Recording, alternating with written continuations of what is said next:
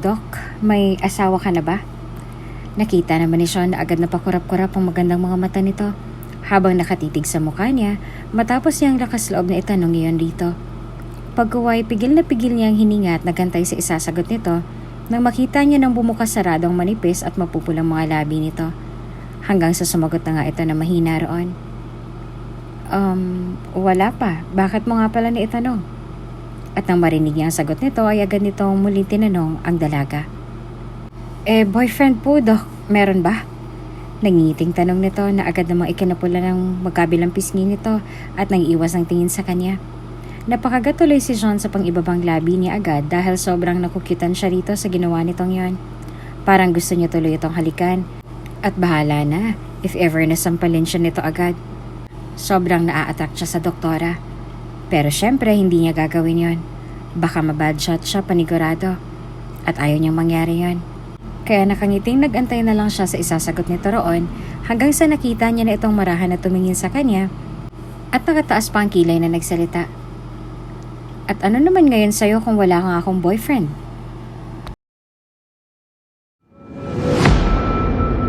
Kung bago ka pa lang sa channel na ito, Ate Jane TV, huwag kalimutang pindutin ang notification bell and subscribe button.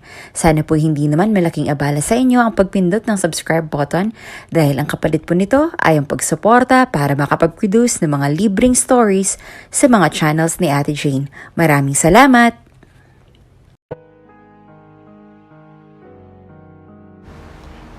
Hoy, Sean.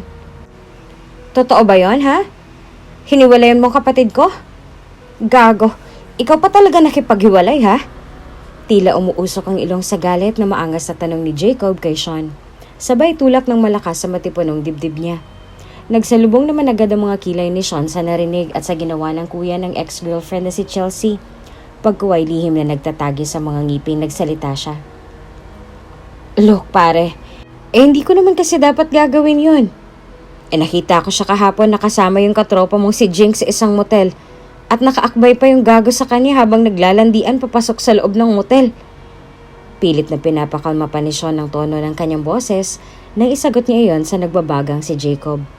Pagkuway maangas ring pinagpaganyan ng marahan ang harapan ng kanyang suot na leather black jacket at sinuklian ng mas masamang tingin ang masamang tingin nito sa kanya. Naging dahilan naman iyon upang mas lalong magliyab ito sa galit sa kanya bago siya binulyawan roon sa bar counter. Napatingin tuloy ang bartender sa kanila nang dahil doon. Aba, gago ka! Huwag mo nga akong aangas-angasan ng ganyan, ha? Dahil kahit anak ka pa ng isang chairman, kaya pa rin kitang ipatumba. At anong si Jinx ang kasama ni Chelsea? At higit sa lahat, anong motel at naglalandian ang pinagsasasabi mo dyan? Kalalaki mong taong galing mong gumawa ng storya. Ang bangis, Brad. At ang mas nakakapagpabangis pa sa'yo ay ang ginawa mong pakikipaghiwalay sa kapatid ko. Taliwas sa sinabi mo sa akin nun na hindi mo siya paiiyakin. Pero ano, gagawin mo pa rin pala sa huli. Tapos gumagawa ka pa ng storya para lang siguro pagtakpan ng ginawa mong pang-iiwan sa kapatid ko sa ere.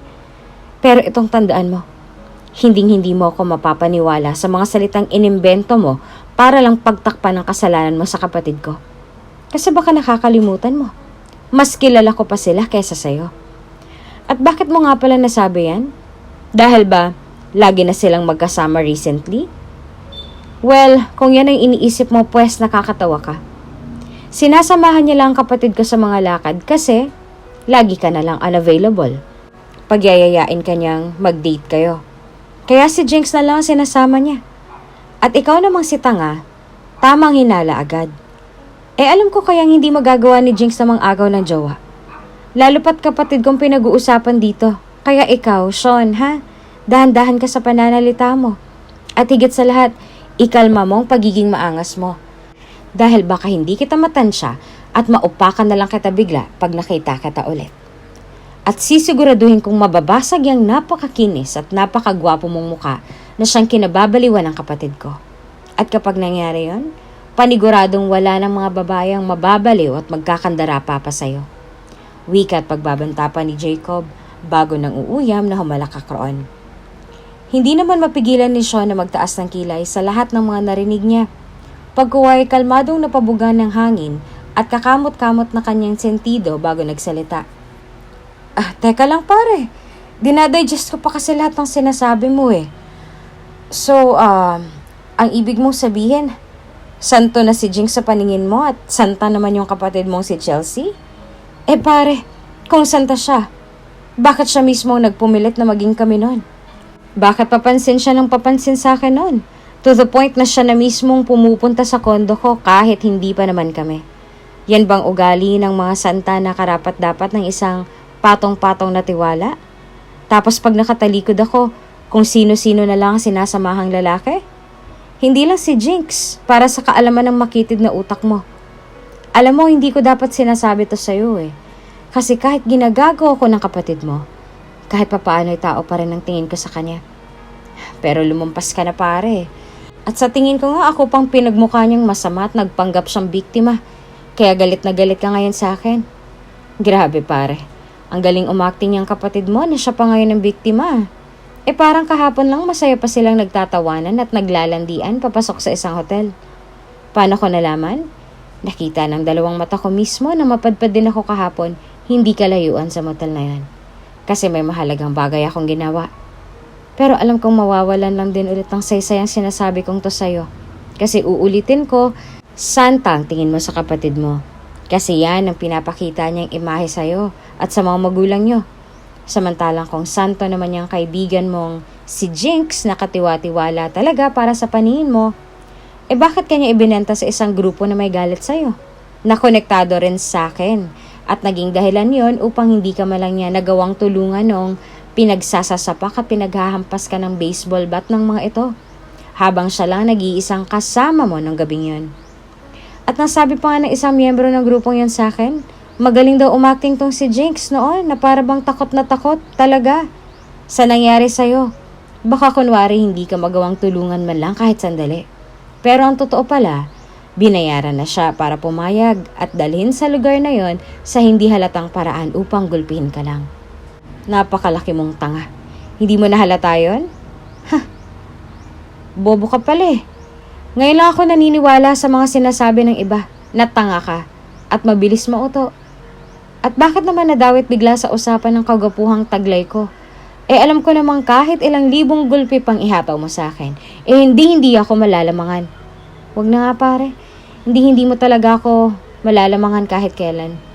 Lalong-lalo na sa car racing at higit sa lahat sa kagwapuhan. Kaya kung ako sa'yo pare, manahimik ka na lang. Nagsasayang ka lang ng laway. Well, kung sa bagay, okay naman pala na sinayang mong laway mo. Total, wala rin niyang kwenta tulad ng pagkatao mo. Pagkahayop pala. Mali pala ako. Kalmado at nakangising wika ni Sean roon. Ngunit ang ngising niyang yun ay agad na nawala na bigla na lang siya nitong kinwelyuhan sabay sabing, ganon ha? Pwes, etong sayo. At pagkasigaw nito noon na mabilis siya nitong pinagsasasapak roon. Kasama ng mga grupo nito kaya napuno agad ng sigawan ng bar na yon at takbuhan ng mga tao. Nanlaban rin naman si Sean. Pero dahil mag-isa lang siya at 7 ang miyembro ng grupo nito ng mga sandaling yon, ay natalo agad siya ng mga ito. Hanggang sa naramdaman na lang ni Sean na pinagtutulungan na siyang buhatin ng mga ito sa magkabilang kamay niya at magkabilang paa bago siya initsa sa maulan na paligid at sa marumi at mabahong putika na iyon sa labas ng bar. Sumigaw ng malakas ngunit nanghihina si Sean nang maramdaman niyang may dumaplis na matalim na bagay sa likuran niya. Tama na yan pare, wag mo nang saksakin pa. Pag namatay yan, tatay niya naman ang papatay sa atin. Panigurado hindi titigil yan sa pag-ungkat sa kaso kung sinong pumatay sa hinayupak niyang anak. At paniguradong matitrace tayo nun. Lalo pat maraming nakakita sa mga mukha natin kanina habang binubugbog ang hambog na to. Kaya hayaan na lang muna natin mabuhay yan. Pasalamat tong gagong to dahil wala ngayon si Jinx. Kasi may mahalagang bagay na pinuntahan. Kasi kung nandito pa, nako, baka napatay na to. Sabi pa naman niya parang pinagsisilosan daw siya nito kasi ang samang makatingin sa kanya lagi. Pero ngayon tingnan niyo nakalublob yung buong katawan sa putikan. Yan, bagay sa'yo yan. Bagay ka dyan. Nagkatawanan pa ang mga ito pagkatapos isa iyon sa mga kasamahan ni Jacob. Parang gusto tuloy ikuyom ni Sean ang kanyang mga kamao pagkatapos marinig ang mga sinabi ng isang miyembro roon. Pagkuway na pangiwi na lang siya at napamura sa isipan nang maramdaman niyang marahas na hinubad ang suot niyang leather jacket at sinipa pa ng malakas yung sugat niya sa likuran at kinuha pang wallet niya. Oh, akin na tong leather jacket mo. At itong wallet mo na maraming laman, ha? Mas mahal pa kasi yata ito sa buhay mo eh. Haha, see you in hell. Tatawa-tawa pang wika ni Jacob roon kaya napadaing na lang siya dahil na rin sa matinding sakit na nararamdaman ng kanyang katawan ng mga sandaling yon. Habang sa isip niya ay may mga araw din ito sa kanya. Pagkuway na padaing ulit ang binata roon. At dahil hilong-hilo na siya at nanghihina, ay ang matagumpay na tawanan na lamang ng mga ito at ang mga ugong ng sasakyang paalis ang narinig niya bago siya tuluyang nawala ng malay doon. Samantala, abalang maganda at maputing doktora na si Zera ng mga sandaling yan sa pag-check ng mga pasyente niya kung ano na ang estado ng mga ito sa mga sakit ng mga ito roon. At ang bawat pasyenteng chinecheck niya roon ay lagi niyang binibigyan ng maganda at nagbibigay pa ng pag-asa ngiti para mas tumibay pa at para gumaling na talaga ang mga ito roon. Doktora, ang swerte po talaga ng ospital na to dahil nagkaroon sila ng doktorang kagaya mo. Nabukod sa maganda, mabait pa. At matulungin. Nakangiti at humahangang wika ng isang pasyente roon habang in-stethoscope niya ang dibdib nito. Agad namang sumigunda ang isang pasyente roon ng, oo nga, mapapasana all ka na lang talaga dahil sa'yo, Doktora Zera. Hindi ka rin kasi kagaya ng mga ibang nurse dito at ibang doktor na ang susungit. Tapos mga snob pa na hindi marunong umapproach ng maayos sa mga pasyente nila dito. At yung iba nga'y nanininghal pa minsan. Sarap pagbuhol-buhulin ng mga bituka nila. Tuloy lalo na yung lalaking doktor dito na si Dr. Harris. Napakasuplado ng datingan. Pakiramdam niya siguro dahil gwapo siya at isang profesional, may karapatan na siyang magsuplado. Ang mga ganyang ugali pagdadayo yan sa lugar namin pinagtitripan ng mga tambay sa kanto. Ginugulpe. Kaya wag lang yan si Dr. Harris makapunta-punta sa lugar namin dahil paniguradong dila niya lang ang walang latay. Sama-sama ng ugali. Napatikim naman agad si Zera nang marinig ang lahat ng mga reklamong yon mula sa pasyente roon. Lalo na nung banggitin ng isa sa mga ito ang pangalan ng ex-boyfriend niyang si Harris at kung gaano kasama ang ugali nito. Which is, totoo naman. Kaya niya nga ito hiniwalayan na lang Kasi sa loob ng 7 buwan ng relasyon nila, ay wala itong ibang bukang bibig kundi ayaw nito sa mga taong ganito. Ayaw nito sa mga taong ganyan. Mabaho si ganito, mabaho si ganyan.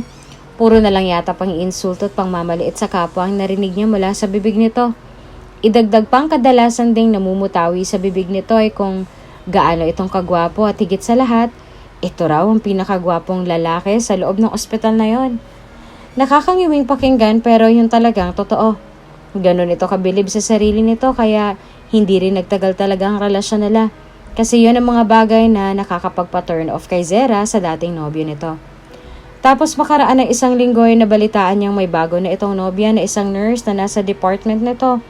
At nabalitaan niya rin na maarte rin ng babae tulad nito. Napailing na lang tuloy si Zera sa nabalitaan niya. At aaminin niyang medyo nasaktan pa rin siya sa kaalamang ang dali lang nitong nakahanap ng ipinalit sa kanya. Kaya pilit na lang niyang iniiwas ang sarili niya pag makikita niyang akmang magtatagpo ang mga landas nila ng dating nobyo. Kasi naaasiwa pa rin talaga siya. Lalo na pinag-uusapan pa talaga ang breakup nila sa buong ospital. Pero sa kasalukuyan ay unti-unti na rin naman siyang naging okay. At alam niyang magtutuloy-tuloy na yon. Kaya matapos ngitian ng mga ito ay nagsalita na lang siya roon. Mabuti po siguro na hayaan niyo na lang po siya sa pag-uugali niyan yon. Huwag niyo na lang po siyang bigyan ng pansin kasi baka imbes na gumaling na kayo, baka makadagdag pa yan sa nararamdaman ninyo. Magpasalamat na lang po tayo kasi hindi po tayo naging katulad niya. Na ang mga ugali po natin na hindi katulad sa ugali niya. Kaya hayaan na lang po natin siya at ipagpasa Diyos na lang po natin ang lahat. Kaya ang gawin na lang po natin ngayon ay ang magdasal ng taimtim. Mag-take ng mga gamot ninyo at magpahinga ng maayos para gumaling na po kayo sa mga karamdaman niyo. At para makauwi na po kayo at makalanghap ng preskong hangin. At bago po ako magtapos sa sasabihin ko ngayon ay gusto ko lang pong malaman ninyo na lahat po ng tao ay maganda pag may mabuting kalooban. At ang mabuting kalooban na yon ay ang pakikipagkapwa-tao. Mag-alay tayo ng tulong sa kapwa na walang hinihingi o hinihintay na kapalit. Hindi nang mamaliit ng kapwa, Hindi nagmamataas at marunong umitindi sa sitwasyon ng bawat isa. Yun po ang tunay na definasyon ng kagandahan para sa akin. Dahil walang kwenta yung kagandahang panlabas kung ang kalooban ay hindi maganda at nakakasakit ka pa ng damdamin ng iba. At swerte rin po ako kasi napunta ako sa ospital na to na humubog sa kakayahan ko para tumulong sa mga pasyenteng tulad ninyo na nangangailangan sa akin. Matapos sabihin ni Zera ang mga iyon ay tila natulala ng ilang segundo ang mga pasyente niya roon bago nagawang magsalita. Diyos ko, doktora, parang mas lalo po yatang humanga ang aming mga sarili sa sinabi niyo po. Tunay ngang napakaganda ng iyong kalooban na binagaya ng isang napakagandang mukha. Kaya ang masasabi ko lang po sa inyo ngayon ay mas lalo po kayong gumaganda sa mga paningin namin. Dahil maganda ka na sa iyong panlabas, pati ang panloob ninyo ay napakaganda rin. At alam niyo po ba, madalang na lang sa mga tao ngayon ang may magandang mukha tapos maganda rin ang ugali. Pero ikaw po, doktora, nasa inyo na po lahat. Sa inyo na po mismo nanggaling ang tunay na kagandahan ng isang tao ay nasa panloob. Magandang kalooban ninyo. Tapos mapagkubaba pa po kayo. Di ang ganda-ganda nyo na pong talaga. At wag na po kayong kumontra, doktora. Wika ng isang pasyente roon at napatawa pa sa huling sinabi nito. Kaya napatawa na rin tuloy na mahina si Zera at marahang napailing-iling sa sinabi nito. Pagkuway nakangiting nagsalita. Sige na nga po, hindi na po ako kukontra dahil baka maisas pa po kayo ng dahil sa akin. Nagkatawanan tuloy lahat sila ng dahil doon. Pagkuway malumanay na nagsalita ulit si Zera. O sige na po, magpahinga na po kayo kasi tapos ko na po kayong i-check. Mamaya, babalikan ko po kayo for another round at sabihan ko na din yung mga nurse na palitan ng dextrose na niyo po. Magalang at nakangiting wika ni Zera sa mga ito na agad din namang sinang-ayunan ng mga ito at nagsipang higa na sa mga hospital bed ng mga ito. Kaya na may mas lalong napangiti si Zera dahil doon at nagpaalam na sa mga ito bago marahang tumalikod palabas ng hospital room ng mga pasyente niyang yon. Ngunit hindi pa man siya tuluyang nakahakbang palabas, ay may mga narinig na siyang malakas na usap-usapan ng ibang nurse roon na napadaan sa kinatatayuan niya. Gosh, bahala na sila sa lalaking yun, nakakarating lang sa entrance ng hospital. Ayoko ngang lapitan siya, ang baho niya kaya. Amoy tubig na sobrang dumi at punong-puno ng putik ang buong katawan niya. Naku, madudumihan lang ako. At isa pa, mukhang hindi naman niya afford ang ospital na to. Kasi mukha naman siyang pulub eh. Kaya hindi ko sila lalapitan doon, bahala na sila. Maarting wika ng isang nurse na kilala pa talaga ni Zera kasi nasa department niya ito, kaya agad na nagsalubong ang mga kilay niya sa galit doon. Nakadagdag pa sa inis niya ang paghagikgik ng pagsang-ayon ng isang kasama nitong nurse rin na sa kasamaang palad ay under din ang department niya. Ngunit imbes na pairalin niya ang nagpupuyos na kalooban niya para sa mga ito, ay mas pinili na lang niya napuntahan na lang ang lalaking yon at dihim na napasabi sa isipan na sanay makita niya pa ang lalaki o di kaya'y tinulungan naman sana ito ng mga nakakita rito, lalo na ng mga nurse na nasa information area. Ngunit matapos niyang nagmamadaling tumakbo patungo roon, nang makita ang lalaki parang nais maiyak at magwala ni Zera nang makita niya kung paanong hinayaan ng mga nakatingin ng mga nurse ang maruming lalaki na halos gumapang napapasok sa loob ng ospital at paungol na humingi ng tulong roon, habang ang mga nurse ay tila nandidiring nagtulakan lamang doon kung sino ang tutulong sa lalaki. Kaya agad na sumiklab ang galit sa loob ng dibdib ni Zera bago nagmamadaling nilapitan ng kawawang lalaki, habang nagliliyab ang mga mata sa galit na matigas na nagsalita sa mga sandaling yan. Ano ba kayo? Are you all blind and disabled? At lahat ba kayo may mga gold sa mga kamay para hindi mo lang magawang hawakan o lapitan ng lalaking to? Napaka-unprofessional nyo. And I just want to remind you all, makakarating to kay chairman para maturuan kayo ng leksyon. Ani ni Zera at pairap na tinulungan na makatayo ang lalaki bago ito inalalayan sa paglakad patungo sa emergency room doon. At kahit dumikit na sa puting doctor's coat niya at sa damit niya ang dumi ng lalaki at mga dugo mula sa katawan at kasuotan nito, ay hindi niya alintana iyon. Pati nga mukha nito ay napuno na rin ng maruming putik at ang buhok nito. May mga sugat din ito sa katawan. Idagdag pa na hindi rin maipintang mukha nito dahil sa mga natamong cuts na hindi niya naman alam kung saan nanggaling. May napansin rin siyang mga pasa sa pisngi nito nang sulyapan niya ang mukha nito sa saglit. Kaya mas lalo tuloy na awat na bahala ang doktorang si Zera sa nakita niya. Kaya nais niya nang magamot na ang lalaking pasyente sa lalong madaling panahon. Lalo na't napansin niyang nangihina na ito at halos hindi na nga makalakad ng maayos. At ang labi nito ay may sugat rin. Kaya naisip niya na kailangan na rin ng agarang panggamot bago pa ito mapaano roon. Kaya nang marating nila ang emergency room na yon, ay mabilis niya itong inilalayang humiga sa hospital bed at in-examine ito kaagad. At matapos niya itong ma-assess at mabigyan ng pangunang lunas at saka kinuna ng personal information, ay nilagyan na lang muna ni Zera ng puting kumot ang katawan ng pasyente para bihisa na ito upang mas maging maayos na itong tingnan roon. Dok, teka po, masakit. Halos pabulong na wika ng lalaki habang nakapikit pa. Kaya napatingin siya agad sa kamay niya na may diin na palang hinahawakan ng isang braso nito upang bihisan sana nito. Pagkuway na mula siya at nais mapatampal sa kanyang noon nang makita niyang nadiinan niya palang parte ng braso nito ay isang malaking pasa at sa pagmamadali niya ay hindi niya iyon napansin. Kaya mabilis na napakagat-labi siya at nagsalita agad roon na mahina. I'm sorry. Sige, dahan-dahanin ko na ha. Bibihisan na kasi kita. Malumanay na wika niya habang nahahabag talaga ang damdamin niya rito. Naisip niya kasi na baka pulubi ito o homeless lang. Base na rin sa gusot-gusot at butas-butas na t-shirt nito. Ngunit nang mapatingin siya na maigi sa balat nito ay parang gusto niyang mapasabi sa isipan na parang mali siya ng iniisip. At naisipan niya, parang ang kinis at ang puti yata ng balat nito na natatabunan lang ng mga maruruming putik sa kanyang katawan. O baka naman tamang hinala lang ako. Pero kasi parang kutis mayaman talaga siya eh. At ang mukha niya parang ang kinis pala. Natatabunan lang talaga ng mga putik kaya hindi masyadong halata. Ang weird.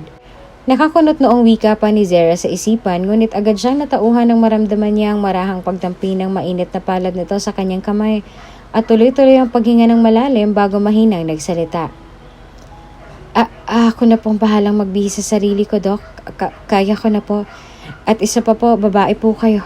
At lalaki pong pasyente ninyo. Hindi niyo na po ako kailangang tulungan pagdating sa bagay na to, Dok. Pero marami pong salamat sa tulong ninyo. Napakabait niyo po. Sobra. Halos pabulong na wika ng lalaki habang nakapikit pa rin at lumunok roon kaya gumalaw tuloy ang Adam's apple nito. Mabilis naman siyang namula lalo na nang sinabi nito dahil hindi niya akalaing mabibigyan ito ng mali siyang pagtulong na iniisip niya para rito. Pero may punto naman ito. Kaya napatangu-tangu na lang na marahan si Zera sa sinabi nito.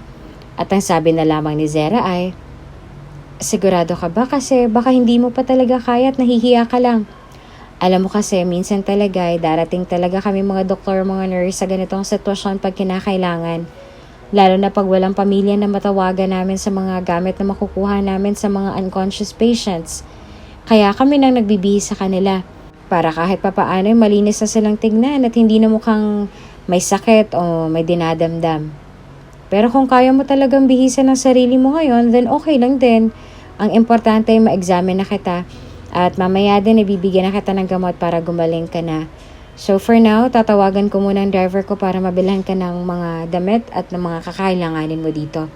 Akong bahala sa'yo, okay? Huwag ka nang mahiya sa pagkakataon to. Ani ni Zera, tinawagan na lamang ang driver niya at inutusan na ito. Ang lalaki naman ay tila ang lalim ng pagkakatitig sa mukha niya ng mga sandaling yon na para bang naaaliw ito o hindi makapaniwala na hindi niya maintindihan. Ang hirap kasing basahin ng ekspresyon ng mga mata nito.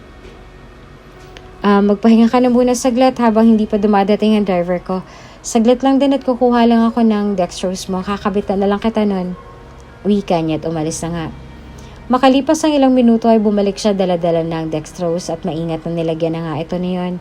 Makaraan ng ilang sandali ay dumating na nga ang driver niya. Dala ang lahat ng inuutos niya rito.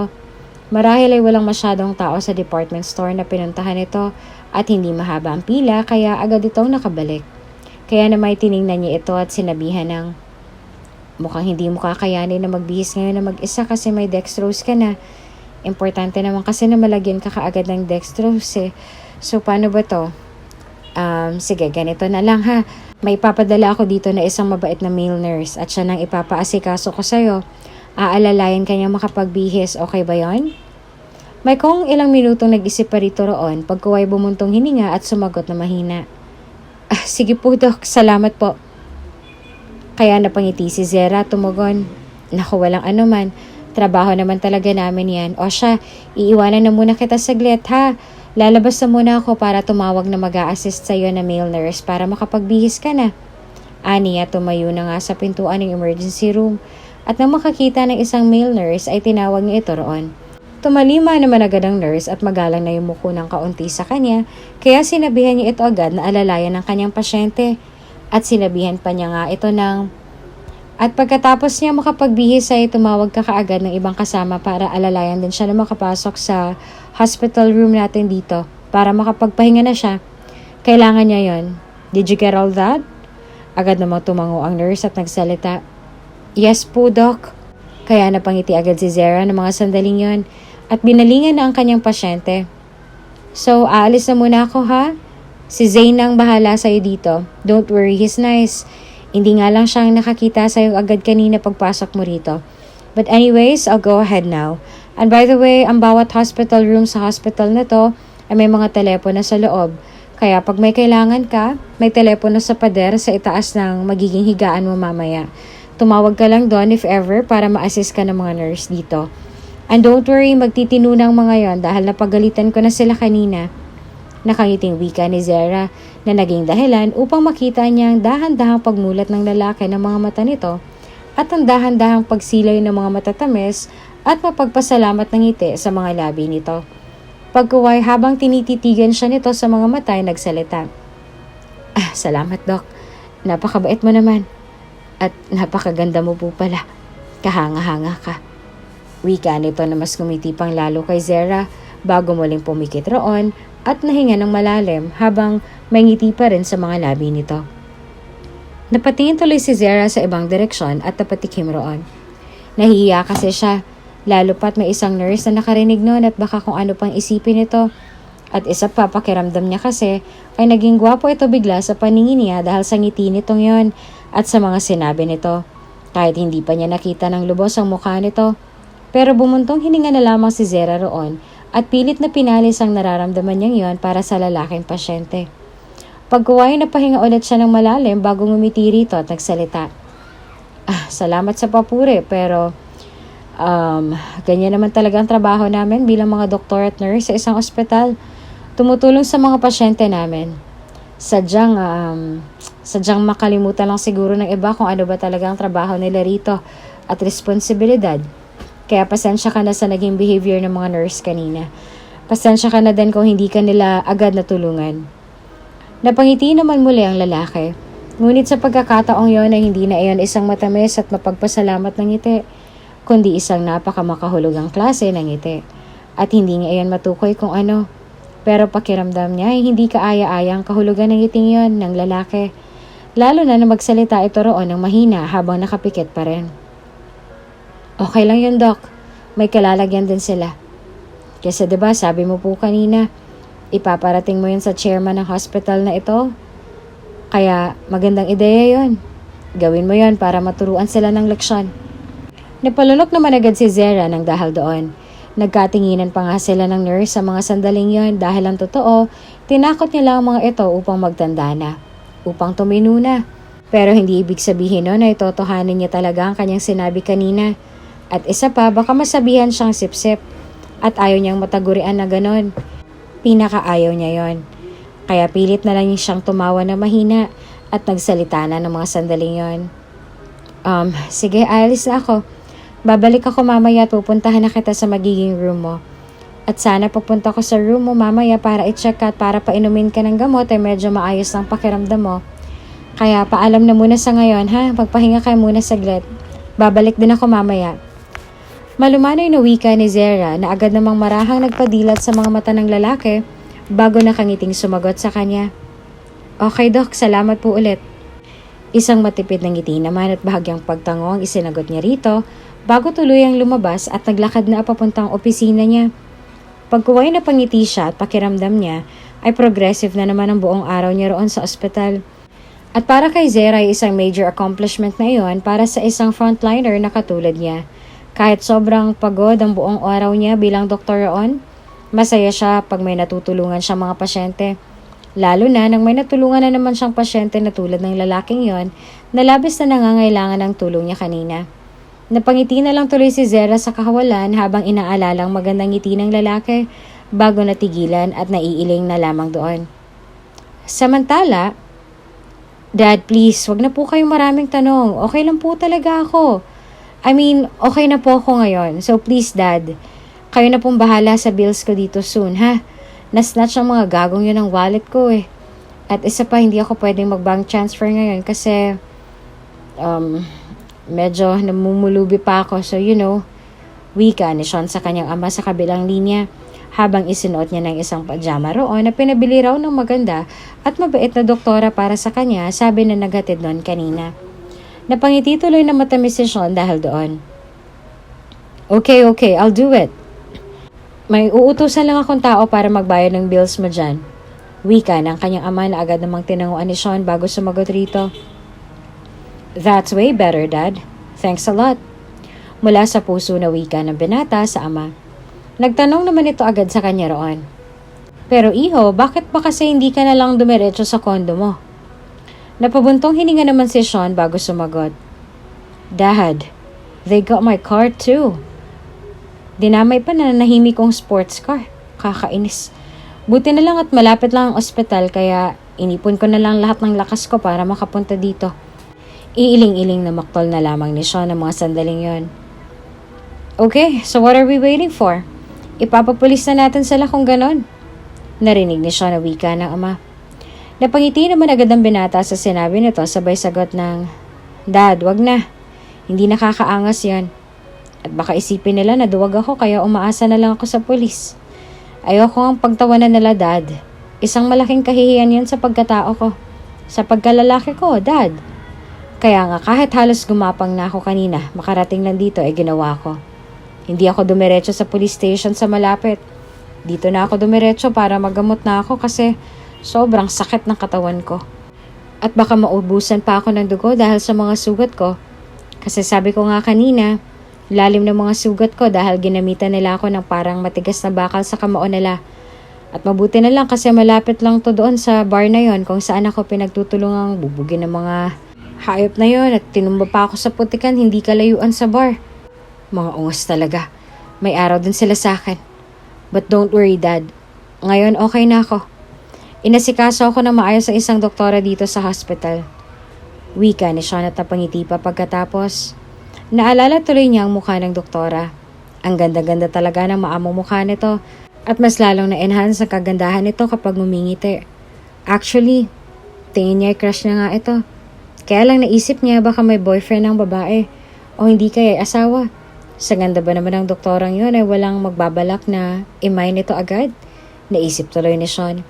At nangakmang magsasalita pa ulit ang kanyang amay, mabilis na niyang in-off ang kanyang cellphone at magmamadaling ilagay sa ilalim ng una niyang marinig niyang marahang pagkatok mula sa labas ng pintuan. Kaya inisip niya kaagad na ang doktora na iyon. Ewan ba niya pero ayaw niyang malaman nito na may mataas na estado siya sa buhay dahil pakiramdam niya ay parang gusto siya nitong pakitaan ng kabaitan lagi. Para kasing awang-awa ito sa kanya kanina. At kung ang awa nito magiging dahilan upang maging magkaibigan sila kahit saglit lang sa loob ng hospital, ay willing siyang magpanggap na kaawa-awa talaga para lang mas bigyan pa nito ng atensyon doon. Napangiti tuloy si Sean dahil doon at mas lalong napangiti na maluwag nang makumpirma niyang ang maganda at mabait na doktora na nga ang bisita niya ng mga oras na yon. Hi, kamusta ka na? Kamusta na ang pakiramdam mo? Nakangiti ngunit tila naaasiwang bungad agad nito sa kanya pagkapasok nito sa loob at sinek pa kaagad ang dextrose niya bago maisinulat sa daladala nitong chart. Ngumiti naman agad si Sean bago sumagot rito. Okay lang po, Doc. Maraming salamat sa lahat ng tulong ninyo. Isang ngiti at simpleng pagtango naman ang panimulang naging pagtugon nito sa kanya bago tumikim ulit na tila ba may gusto itong tanggalin na bara sa lalamunan nito bago nagsalita roon. Mabuti kung ganon. So for now, stay ka muna kasi i-check na muna kita. Tumango naman agad si Sean sa sinabi nito at nakiramdam na lang muna siya rito at saka hinintay matapos ang ginawa ng doktora. At nang matapos siya ay saka naman inasikaso ito. Pagkuhay matapos ang ilang minutong katanungan tungkol sa pakiramdam niya ng mga sandaling yon, ay mahina itong tumikim bago malumanay na nagtanong ito sa kanya. Ano nga palang gusto mong kainin? Gusto mo ba ng prutas? At kung anong prutas bang gusto mong kainin, bibilhin ko para sa'yo. Nakangiting wika ng magandang doktora na ikinamangha talaga ni Sean. Ngayon pa lang siya nakatagpo ng isang doktora na kasing bait ito. Napansin talaga ng binata na tunay ang kabaitang pinakita nito, hindi peke. Ngunit ang mas napansin niya talaga ay ang reaksyon nito pagpasok kanina sa kwarto niya. Para itong nakakita ng multo roon. Parang gulat na gulat ito sa kanya sa naging transformation niya matapos makapag-ayos ng sarili. Naisip tuloy ni Sean na marahil ay dahil siya kalang nito na pagmasang mabuti ang mukha niya. Parang gusto tuloy niya mapangiti ng matamis nang maisip na baka napupugian na ito sa kanya o ano. Nakakabaklaman pero parang kinilig tuloy ang katawang lupa ni Sean sa naisip. Pagkuway nais tuloy niya mapailing roon ang mapagtanto na baka nag-assume siya. Kasi baka nanibago lang talaga ito sa itsura niya. Kaya gano'n na lang ang gulat na nakarehistro sa magandang mukha nito kanina nang makita siya. Pero kung gano'n nga, bakit hindi ito makatingin sa kanya ng maayos ang ilang minuto pagkatapos? Nagbalik naman agad ng naglakbay na diwa ng binata nang marinig niya ulit ang boses nito roon. Mr. Sanchez, uulitin ko po, may gusto po ba kayong kainin? Kasi bibilhin ko po para sa inyo, ako na pong bahala. Nakangiting untag nito sa kanya na naging dahilan upang mapatingin at mapatitig siya sa mga mata nito. At oo, Sean Sanchez ang ibinigay niyang impormasyon niya rito kanina, malayo sa tunay na apelyido niyang Castallejo. Ayaw niya makilala siya nito, at isa pa baka magkabulilyaso pa pag may malaman nito tungkol sa pagkatao niya. May pinoprotektahan siyang imahe, at dahil pasaway siya, ayaw niyang masangkot ito dahil sa kanya. Kaya na may sumagot na lang si Sean ng, wala po Dok, busog pa po ako. Salamat po sa kabutihan ninyo. Nakangiting sagot ni Sean rito. Hindi naman ito sumagot agad, bagkus ay napansin ng binata na parang pasimple nitong tinitigan ang mga braso niya pabalik sa mukha niya. Pagkuway umiwas ito ng tingin at akmang magsasalita na, ngunit naunahan niya ito roon. Bakit po Dok? Ano pong iniisip ninyo? Nakangiting tanong niya rito. Agad naman itong namula pagkuway tila nahihiyang sumagot. Wala sa bokabularyo kong magsinungaling kaya sana hindi mo mamasamain ang sasabihin ko pero kasi hindi ko maiwasang magtaka Mr. Sanchez. Kanina kasi ang tingin ko sa'yo ay isa kang pulubi na pinagtripan bugbugin ng ilang mga tambay sa kanto pero nang makita na kita ngayon na ganyan ang ayos mo at nakita ko na ng mabuti ang balat mo parang gusto ko tuloy isipin na mali ako ng akala. Agad namang nanlaki ang mga mata ni Sean sa narinig. Pagkuway mabilis siyang naghanap ng isasagot at saka nagsalita. Kasi po Dok, ang totoo niya na waiter po talaga ako. At syempre po pag ganyan ang trabaho mo, kailangan mo ring alagaan ang sarili mong katawan para naman presentable kang tingnan sa mga customers mo. At dahil binata pa po ako ay nabibili ko po ang mga murang gamit na gusto ko po. Tulad ng pampaputi ng balat para marami po akong ma-attract ng mga customers. Siyempre po, pati din naman kami mga lalaki, maaari din naman pong mag-alaga ng balat namin po, 'di ba? At ginagawa ko naman po to para maka-attract po ng customers Tapos yung mga customers pa na yun, naging regular customers ko na, kaya todo din ang pasasalamat na may-ari ng restaurant na pinagtatrabahuan ko po. Malaking karangalan na din po yun sa akin, Dok. Kaya lang po napagtripan ako kagabi ng mga adik sa kanto. Inisnatch yung pera ko at cellphone, tas binugbog pa ako. Hindi nila alam na 200 na lamang ang laman ng wallet ko na yon. Wika pa ni Sean at pinalungkot pa ang tono ng kanyang boses at ang ekspresyon ng kanyang mukha. At nagtagumpay naman siya dahil nakita niya agad ang pagkahabag sa magandang mukha nito bago sumagot. Diyos ko, katakot-takot naman pala talagang sinapit mo. But don't worry, okay ka naman na ngayon. Ang kailangan mo na lang ay magpahinga, okay? At pag nakalabas ka na ng ospital ay mag-iingat ka na sa susunod, ha? Para hindi ka na mapagtripan ulit ng mga tambay. Nga pala, namumukhaan mo ba sila? Para masumbong natin sila sa mga pulis. Halatang nag-aalalang wika nito na naging dahilan upang tila biglang magkaroon ng barang kanyang lalamunan dahil sa nararamdaman niyang konsensya. Napatitig tuloy siya sa pagkaganda-gandang mukha nito. At sa pagkakataong yun ay napagtanto niyang hindi na dahil sa may pinoprotektahan siyang imahe mula sa publiko kaya gusto niyang magpanggap na hindi mayaman. Kundi dahil na rin sa gusto niyang sukatin kung hanggang saan ang kabaitan ng doktorang nasa harap niya ng mga sandaling yon at punong-puno ng pag-aalala Ang magandang mukha na nakatingin din sa mukha niya ng mga sandaling yon. Gusto niyang sukatin ang pagkatao nito. Kung hindi ba talaga ito katulad sa mga babaeng nakilala niya na bukod sa mukha niya ay pera lang ang habol sa kanya. Tulad ni Chelsea, kasi gustong gusto niya talaga ito. Bukod kasi sa maganda na mabait pa. Kaya talagang hangang-hanga siya rito. Kaya gusto niyang linawin muna ang maliit na detalye sa personal na data ng crush niya bago niya ito ligawan. Iyon ay kung single pa nga ito. Napangiti tuloy siya sa naisip at sumagot na sa tanong nito. Wag na po, Doc. Kasi hindi ko naman po matandaan ang mukha nila. At saka pinapatawad ko na po sila. Wika ni Sean na tumikim bagong initian nito lalo roon. Ang doktora naman ay parang biglang nahiwagaan sa naging sagot nito bago ito tumugon roon. Well, that's good. Mabuti kung ganon. At pasensya ka na kung naging ganito ang reaksyon ko. Nabigla lang kasi ako. Kasasabi mo lang kasi kanina na may kalalagyan ng ibang nurse dito na hindi mo lang nag-abalang tulungan ka kanina na parang gusto mong magiganti sa kanila. Kasi akala mo gagawin ko talaga yung pagbabanta ko sa kanila kanina where in fact tinakot ko lang naman talaga sila para magtanda na. At pinapatawag ko na sila kanina at pinagsabihan ko na nagsorry naman na sila sa akin at nangakong hindi na yung gagawin pa ulit. Para hindi na yun makarating sa chairman ng hospital na to na pinagtatrabahuhan namin ng ilan ng taon. So that's it. Yan ang rason kung bakit nabigla ako sa sinabi mo na pinatawad mo ng mga lalaking yon samantalang kanina parang ibang naging reaksyon mo. But anyways, base lang naman yan sa napansin ko. And forgive me if nagkamali man ako ng akala.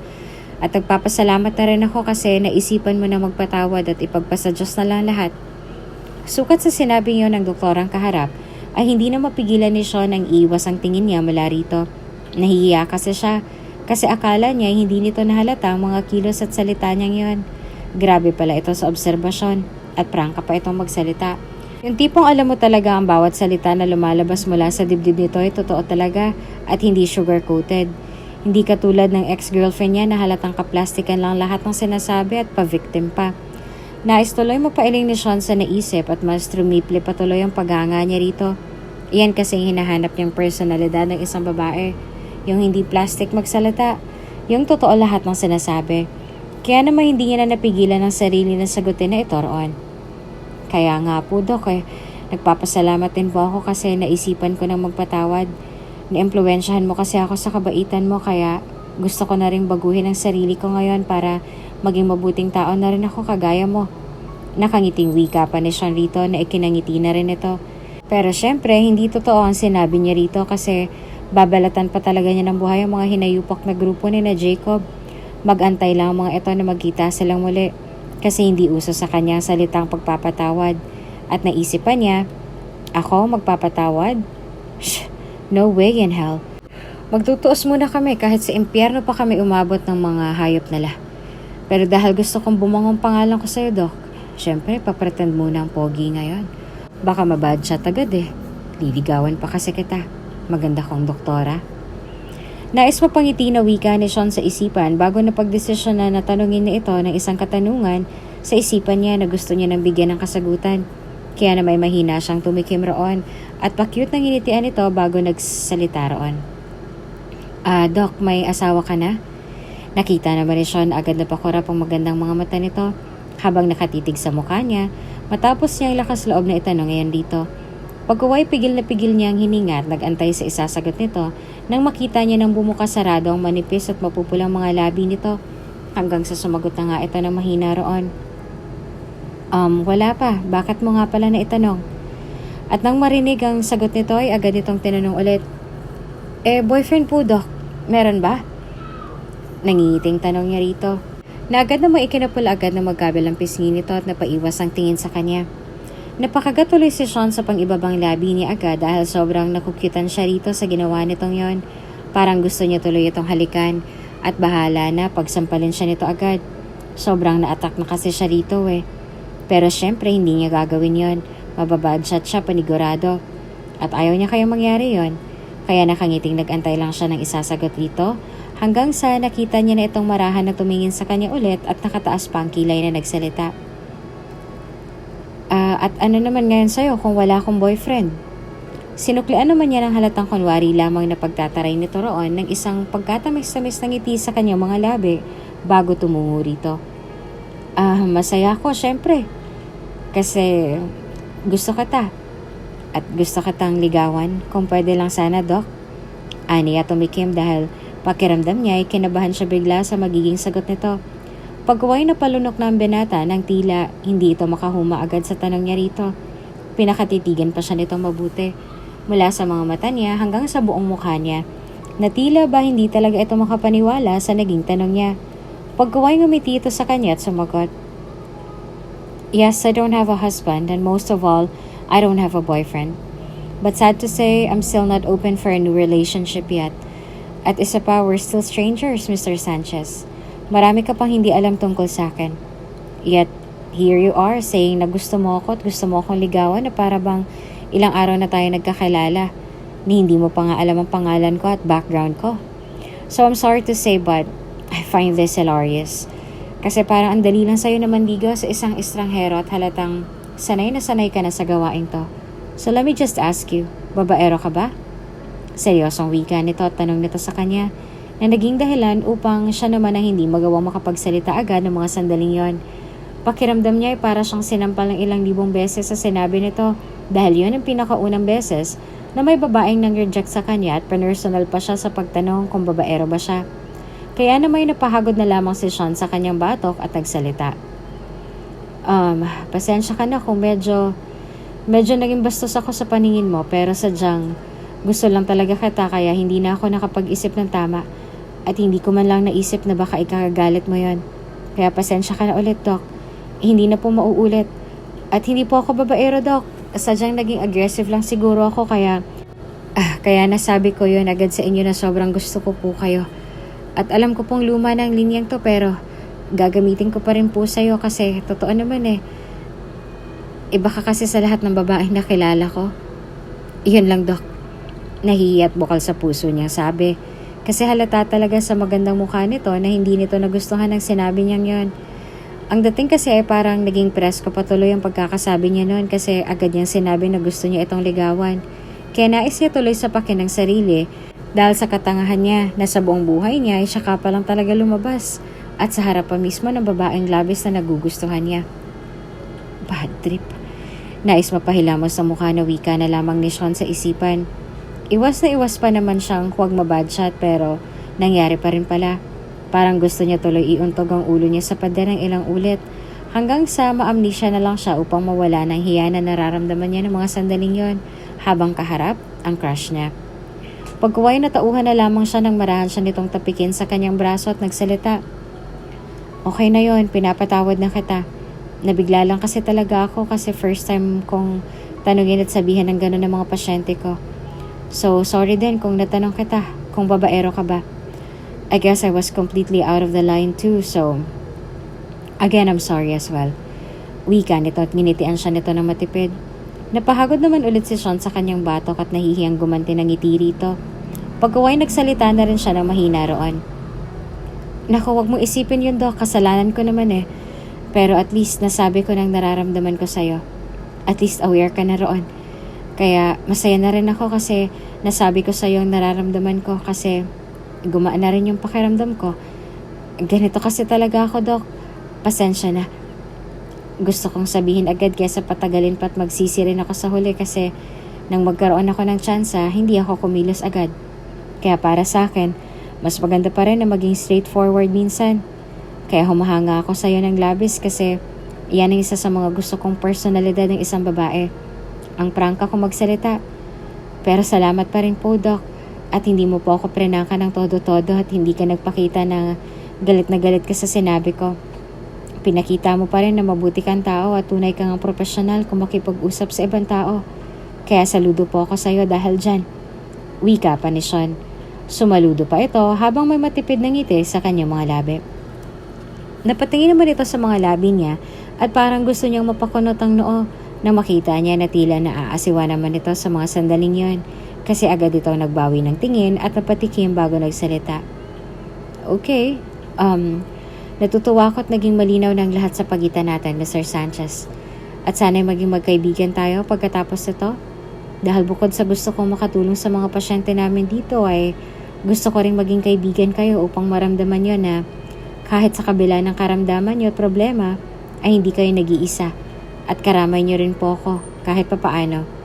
Okay lang ba sa'yo yon, Mr. Sanchez?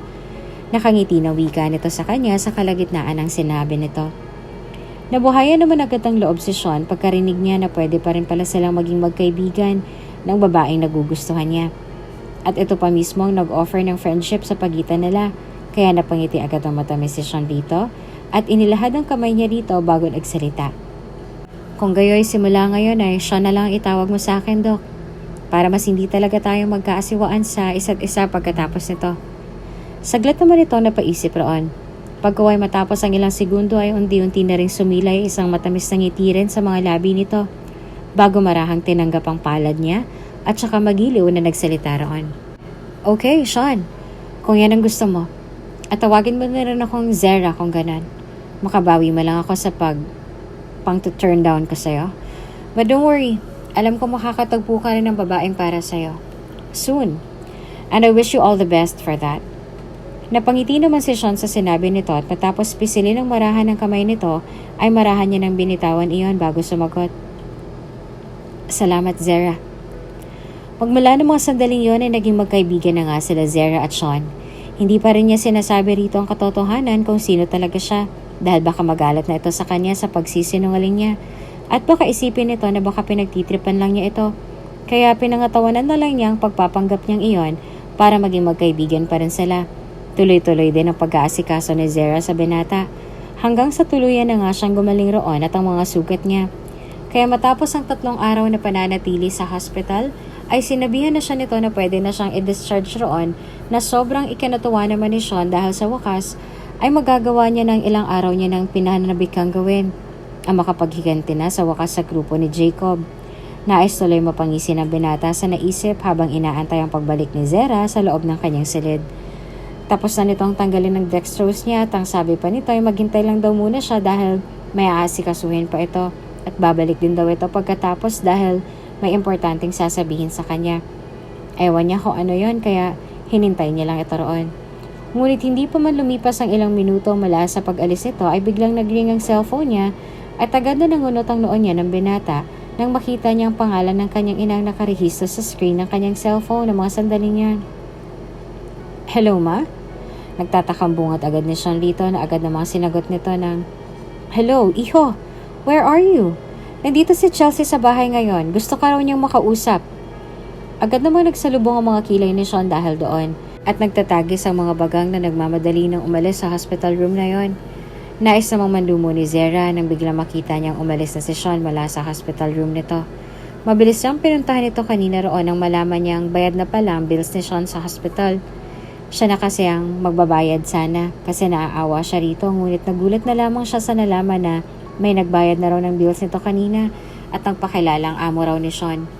Nabalitaan raw nito ang nangyari sa binata at may nakakita raw talaga sa nangyari na kilala ni Sean at alam kung saan ito nagtatrabaho kaya lang ay hindi ito tumulong kasi baka raw madamay ito sa nangyari. Kaya pinili na lang raw nitong manahimik at dahil sinalakay na ng konsensya, sinabi nito ang nangyari sa amo ni Sean kaya naman mabuti na lang at naabutan pa nito ang binata sa ospital. Kaya ito na raw ang nagbayad ng bills ni Sean sa hospital. Sabay, alis na raw nito agad dahil baka raw malaman pa yun ni Sean at mahiya pa raw ang binata pag nakita ito at malaman kung sino ang nagbayad. Nung nagmamadaling lumabas naman daw si Sean kanina ay nagtanong ito kung magkano daw ang bills nito. Kaya agad sinabi ng nurse roon na okay na daw ang bills ng binata. Kaya nagulat daw ito at nagtanong pa raw kung sino ang nagbayad. Kaya hindi na raw sinabi ng nurse kasi yan daw ang bili ng amo ni Sean na huwag sabihin. Kaya matapos raw magpasalamat ng binata, ay nagmamadaling umalis na raw ito agad doon. Napabuntong hininga na lang tuloy si Zara at napaisip. Ni hindi mo lang naalala na sinabihan ko siya na maghintay lang kasi may aasikasuhin pa ako. Ang bills niya sana. Tapos ihahatid ko pa sana siya sa bahay niya o kung saan man siya nakatira. Pero hindi niya naman ako hinantay. Tapos sasabihin niya na gustong-gusto niya ako pero sa simpleng sinabi ko hindi man lang niya magawa. Pabuntong hiningang wika na lamang ni Zara at napatingin sa kawalan habang marahang isinandal ang likurang bahagi ng katawan niya sa sandalan ng kanyang recliner. Pagkaway nagpatuloy siya sa pagsasalita sa kanyang isipan. At ano naman kaya ang dahilan kung bakit nagmamadali siyang umalis kanina? Yun kasing sabi ng nurse may emergency na naman kaya nangyari sa buhay niya. Ano na naman kaya nangyari sa kanya? Nag-aalalang tanong ni Zera sa kanyang isipan at napapikit na hinilot na lamang ang kanyang sentido bago napahinga ng malalim roon. Pagkuway ipinagdasal na lang niya na sana'y nasa mabuti itong kaligayan ng mga sandaling yon at kung ano man ang problema nito ay sana'y masolusyonan na. Nais rin niya magpasalamat sa amo nito sa kabutihan ng puso nito sa pagtulong kay Sean. Pagkuway naisip ni Zera na baka hanggang doon lang niya pwedeng makilala at makasama ang bagong kaibigan na si Sean. Baka hanggang doon lang ang pagkakaibigan nila sa araw na yon. Hindi alam ng dalagang doktor kung bakit may nararamdaman siyang may kung anong kalungkutan sa loob ng dibdib niya sa isiping yon. Pero naisip niya na kailangan niya pa rin tanggapin na may mga tao talagang biglaan na lang ding aalis sa buhay ng isang tao. Nangihinayang lang siya dahil aaminin niyang sobra siyang natuwa nang sabihin nito sa kanya na gusto siya nito at gusto niya itong ligawan. At kahit nasa isip niya na masyado naman yata itong mabilis at prinangkahan na ito ay lihim na natuwa pa rin siya sa confession nito at kahit papaano ay umaasa siya na baka mangyari talagang gusto nito pag magtagal ang pagkakaibigan nila at mapatunayan niya na mabuti talaga itong tao at hindi tulad ng ex-boyfriend niya. Pakiramdam niya kasi may mabuti rin itong puso. Pakiramdam niya lang naman. Kaya gusto niyang mapatunayan sana iyon kasi ilang buwan na rin naman silang break ni Harris. At total may bago na rin naman ito kaya may karapatan na rin naman siguro siyang sumaya. Ngunit napabuntong hininga na lang si Zera sa isiping yon at napasabi ulit sa isipan. Pero hindi ako nabigyan pa ng pagkakataong kilalanin pa siya ng buong buo. Kasi umalis na siya ng walang paalam at hindi mo lang nag-iwan ng paraan upang makapag-communicate kaming dalawa. Kung tinuring niya talaga akong kaibigan o kung talagang may gusto siya sa akin. Pero mukhang hindi naman totoo ang sinabi niya sa akin kasi iniwan na lang niya ako bigla and that's just so painful for a woman like me. Kaya bahala na siya. Hindi ko na lang siya iisipin at kakalimutan ko na siya. Total ilang days lang naman kami nagkakilala at hindi pa naman malalim ang pagkakakilala namin sa isa't isa. So alam kong makakalimutan ko din ang tulad niya. Makakalimutan din kita, Sean. Makakalimutan din kita. That's for sure. Determinadong wika pa ni Zera sa kanyang isipan at muling napabuntong hininga na lamang roon. Why are you here? Nakataas ang kilay na bungad agad ni Sean sa ex-girlfriend na si Chelsea na ngayon ay biglang namuo agad ang mga luha habang nakatingin sa kanya matapos siyang makapasok sa maluwag na lang sala sa mansyon.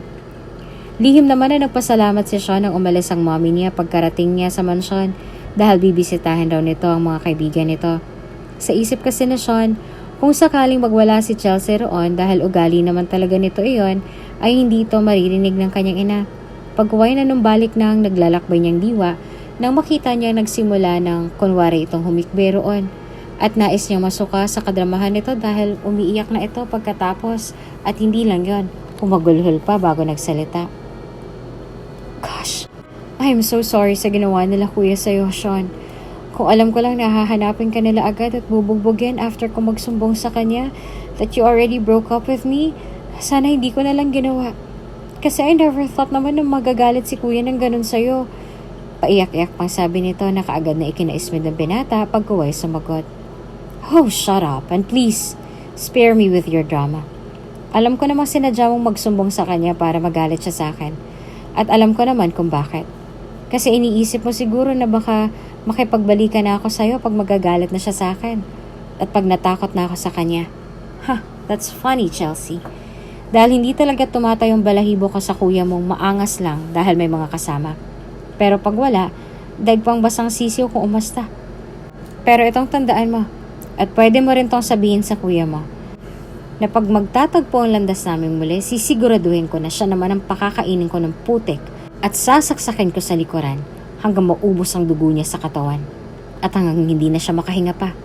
At ikaw, lagi mo ring tatandaan na kahit ilang sumbong pang gawin mo sa kuya mong ugok, hindi na kita muling babalikan pa. Kasi bakit ko naman babalikan na isang tulad mo na tahasang pumatol pa sa iba habang may karelasyon pa? Ano ako, tanga? Tapos kitang-kita ko pa kayong dalawa ni Jinx. Sa mga mata ko mismo na pumasok kayo sa isang motel. Bilib din ako sa'yo, Chelsea. Kasi nakuha mo pa talagang pumunta dito matapos ang lahat ng ginawa mo. And for what, Chelsea? For me to come back into your life again? Haha, no way in hell. Kaya mas mabuti pa siguro na bumalik ka na lang doon sa lalaki mo at bantayan nyo na lang bawat kilos nyo na hindi kayo mabuking ni Jacob at sa sarili niyang mga mata. Dahil pag nangyari yon, paniguradong hindi nasisikatan ng araw yung si Jinx. At nga pala, sasabihin ko rin pala sa'yo to. Hindi dahil sa'yo kaya ako binugbog ng duwag na kuya mo at ang mga duwag ring miyembro niya. Kundi yun ay dahil sa pagsabi ko sa kanya na hindi ka santa. Para isipin niya na wala ka rin mali at kailanman na hindi gagawa ng mali. At sinabi ko pa sa kanya na kung santa ka, bakit ikaw pa mismo nagpumilit na maging tayo nun? Sinabi ko rin na bakit papansin ka ng papansin sa akin nun to the point na ikaw na mismo pumupunta sa kondo ko kahit hindi pa naman tayo. At sinabi ko din sa kanya na yan ba talagang ugali ng mga santa na karapat dapat sa isang patong-patong na tiwala? Tapos pag nakatalikod ako kung sino-sino na lang sinasamahan lalaki. Tulad ni Jinx. Kaya nagalit siya sa akin. Idagdag pang sinabihan ko rin siya na kahit bugbugin niya ako, lalapitan pa rin ako ng mga babae at kababaliwan tulad mo. At kailanman na hindi niya ako masasapawan sa bagay na yan. At doon na siya nagalit sa akin. Talaga naman kasing totoo lahat ng sinabi ko. Bawat salita at bawat detalye, mariing wika ni Sean na napabaling na lang bigla ang isang pisngi niya sa kabila nang bigla siyang sampalin nito ng malakas at tumaas baba ang dibdib at saka mariin pang nakakuyong pang mga palad na binulyawan siya. What the? Kasalanan mo rin naman kung bakit ako nanlalalaki. Kasi sa 1 year na relationship natin, ni minsan na hindi mo malang ako ginalaw at every time na nag-i-insist ako ayaw mo. At para ka pang nandidiri sa akin pag tinatanggihan mo ako. But just to be fair with you, dahil sa pananakit mong to sa akin, I just want you to know na pineperahan lang kita. At kung hindi ka lang gwapo at mayaman, hindi ako magpapakababang lumapit sa'yo, no?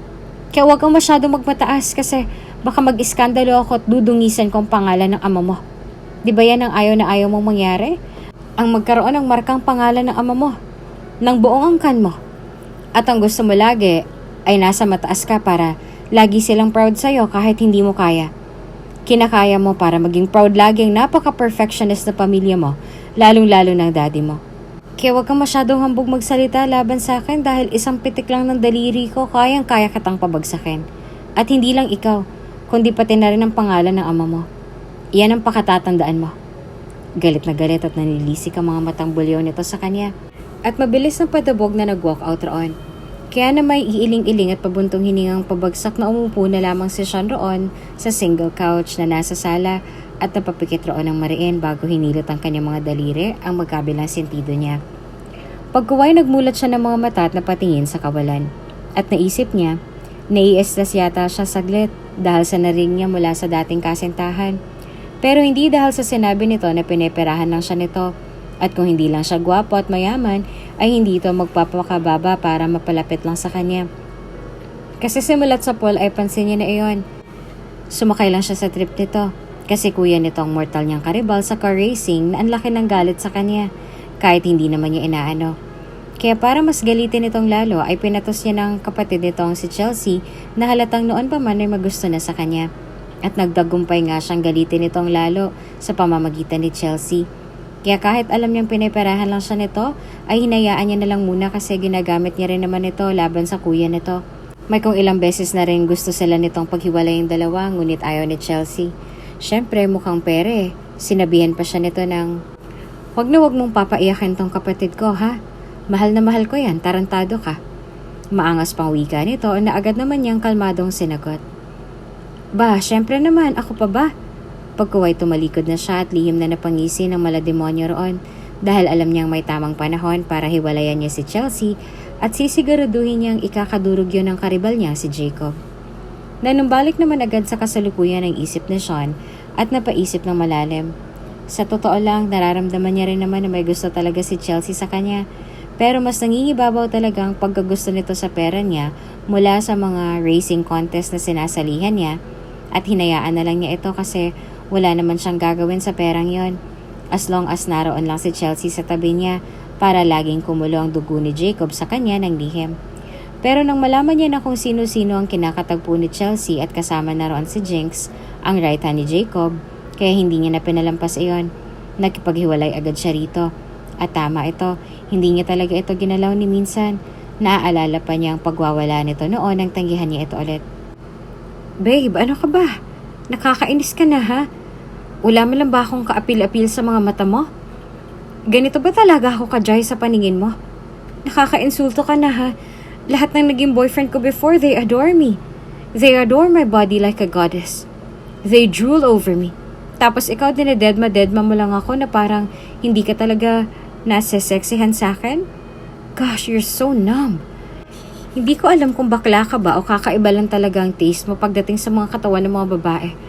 Parang gusto ko na talagang maniwala na wala ka pa talagang naging girlfriend ever since. Kasi sa mga kinikilos mo ngayon, hindi malabang totoo nga. At parang wala ka pang experience eh. I hate you. I hate you so much. Buliw nito sabay nagmarcha paalis sa harap niya. Naiiling na lamang si Sean na maalalang eksenang yon dati sa pagitan nila ni Chelsea.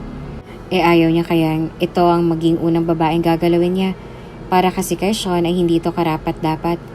Kasi kung kani-kanino lang itong hita ng mga lalaki umuupo kahit noon pang hindi pa naging sila. Kaya wala talaga siyang balak seryosohin ito. Lalo pat kapatid ito ng mortal niyang kalaban sa racing na kahit kailan ay hindi siya matalo-talo. Kaya hiniwalayan na niya ito agad nang makita niya ito kahapon kasama si Jinx na halos maghalikan na sa labas ng motel at tila hindi na magkapantay pa sa kapusukan ng mga ito. Nakakainsulto yon sa pagkalalaki niya kahit ginagamit niya rin lang naman ito at hindi kailanman minahal. Tapos magagalit na lang ito roon bigla at nagdrama pa na para bang hindi niya agad nabasa ang takbo ng isip nito kung bakit ito nagsumbong sa kuya nito at pinagmukha pa siyang masama. Napabuntong hininga na lang tuloy si Sean at naisip na rin ang daddy niya. Ayaw niyang humantong pa sa sitwasyon na madadamay ang kanyang ama sa galit ni Chelsea sa kanya. Minsan na siyang nagasala rito at hanggang sa mga sandaling yon ay naroon pa rin ang bigat sa dibdib niya. Sa tuwing naaalala niya ang masakit at madilim na pangyayaring yon nung bata pa siya. Kaya ayaw niya nang dagdagan pa ang kasalanan niya sa ama. Dahil kahit wala naman itong nabanggit noon pa na sinisisi siya nito sa nangyari, ay nararamdaman pa rin niya na nasasaktan ito ng labis noon. Lalo na ang kanyang ina. Noon naman biglang tumunog ang cellphone niya, kaya sinagot niya agad ang caller matapos siyang humugot ng pagkalalim-lalim na buntong hininga roon. Hello, iho? Nakalabas ka na ba ng hospital? Nabayaran na ni Julius ang bill mo kanina at nasabi niya rin sa akin ng dapat sabihin tulad ng ipinakiusap mo. Balita nito sa kanya na agad ikinangiti ng binata at mas lalo tuloy na dagdagan ng guilt niya para sa ama. Ngunit ano't ano man ay tumikim na rin siya at sumagot rito. Yeah, Dad. At ginawa ko rin naman po yung part ko para mas kapanipaniwala talaga yung pangyayari. Tinanong ko pa kunwari kung magkano ang bill ko at kunwari nagulat pa ako nung malaman kong may nagbayad na nun para sa akin upang hindi talaga sila magtaka. Ang kaibigan kong doktora roon dahil gaya nga ng sinabi ko, Dad, hindi kasi talaga pwede na ikaw ang magbayad kasi matitrace nila yon. At hindi rin pwede na sabihin mo na lang na i-free na lang ang bill ko dahil mas magtataka sila doon. Lalo na si Zara. Kaya mas okay na pong ginawa natin, Dad. So salamat po kasi pumayag kayo sa gusto kong mangyari. Galing sa puso na wika ni Sean sa ama. Agad naman itong natahimik roon. Pagkaway ilang segundo munang lumipas bago ito mahinang nagsalita roon sa kabilang linya. Sean, iho, matanong ko lang. May gusto ka ba kay Doktora Zara Jimenez? Napangiti naman agad si Sean sa tanong ng kanyang daddy bago sumagot rito. Opo, mabait kasi siya, Dad. Not to mention, maganda and professional din. Tumugon naman agad ang nasa kabilang linya. Yes, maganda, mabait at professional si Doktora Jimenez. She's a perfect woman every man could dream of. Kaya anak, kung gusto mo talaga siya, kailangan mong ipakita sa kanya ni deserve mo siya. Magtrabaho ka na sa kumpanya natin sa Jewelry Incorporation. Gamitin mo ng pagkasumma cum laude mo from Harvard University at gamitin mo na sa isa sa mga kumpanya natin. Gawin mo siyang inspirasyon kung gusto mo talaga siyang mapasayo. At ano nga bang dahilan kung bakit gusto mong magpanggap na hindi mayaman para sa mga mata niya, anak? Pabuntong hiningang napakamot naman agad si Sean sa kanyang batok bago nahihiyang sumagot sa ama. Dad, ang totoo po niyan. Kahit babaguhin ko na pong buhay ko ngayon para kay Zara, wala rin naman pong mangyayari eh. Kasi tinurn down na ako agad nung sinabihan ko siyang gusto ko siya at gusto ko siyang ligawan. Masyado raw po ako mabilis, which is totoo naman. Kaya hindi ko na lang siya kukulitin ulit, Dad. Sapat na sa akin na magkaibigan na lang kami. And about sa pagpapanggap, noong una gusto ko lang pong sukatin ang pagkatao niya, Dad. Kung talagang mabait ba siya kagaya ng pinapakita niya sa akin. Kasi may mga tao sa paligid na mabait lang sa akin kasi may pera ako. At tingin ko kasi sa kanya ay iba siya. Kaya sinukat ko po ang pagkatao niya. Kasi gusto ko siyang maging kasintahan, Dad. Iba siya eh. Ibang-iba. Tapos nung lumaon, parang gusto ko na lang pangatawanan yun. Kasi baka masira pang pagkakaibigan namin kung sasabihin ko siyang nagpapanggap lang ako. Baka isipin niya na pinagtitripan ko siya. Kaya pinangatawanan ko na lang.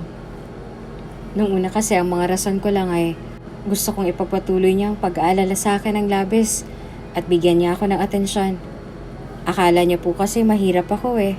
Kaya gano'n na lamang siya kung makapag-asikaso sa akin sa ospital.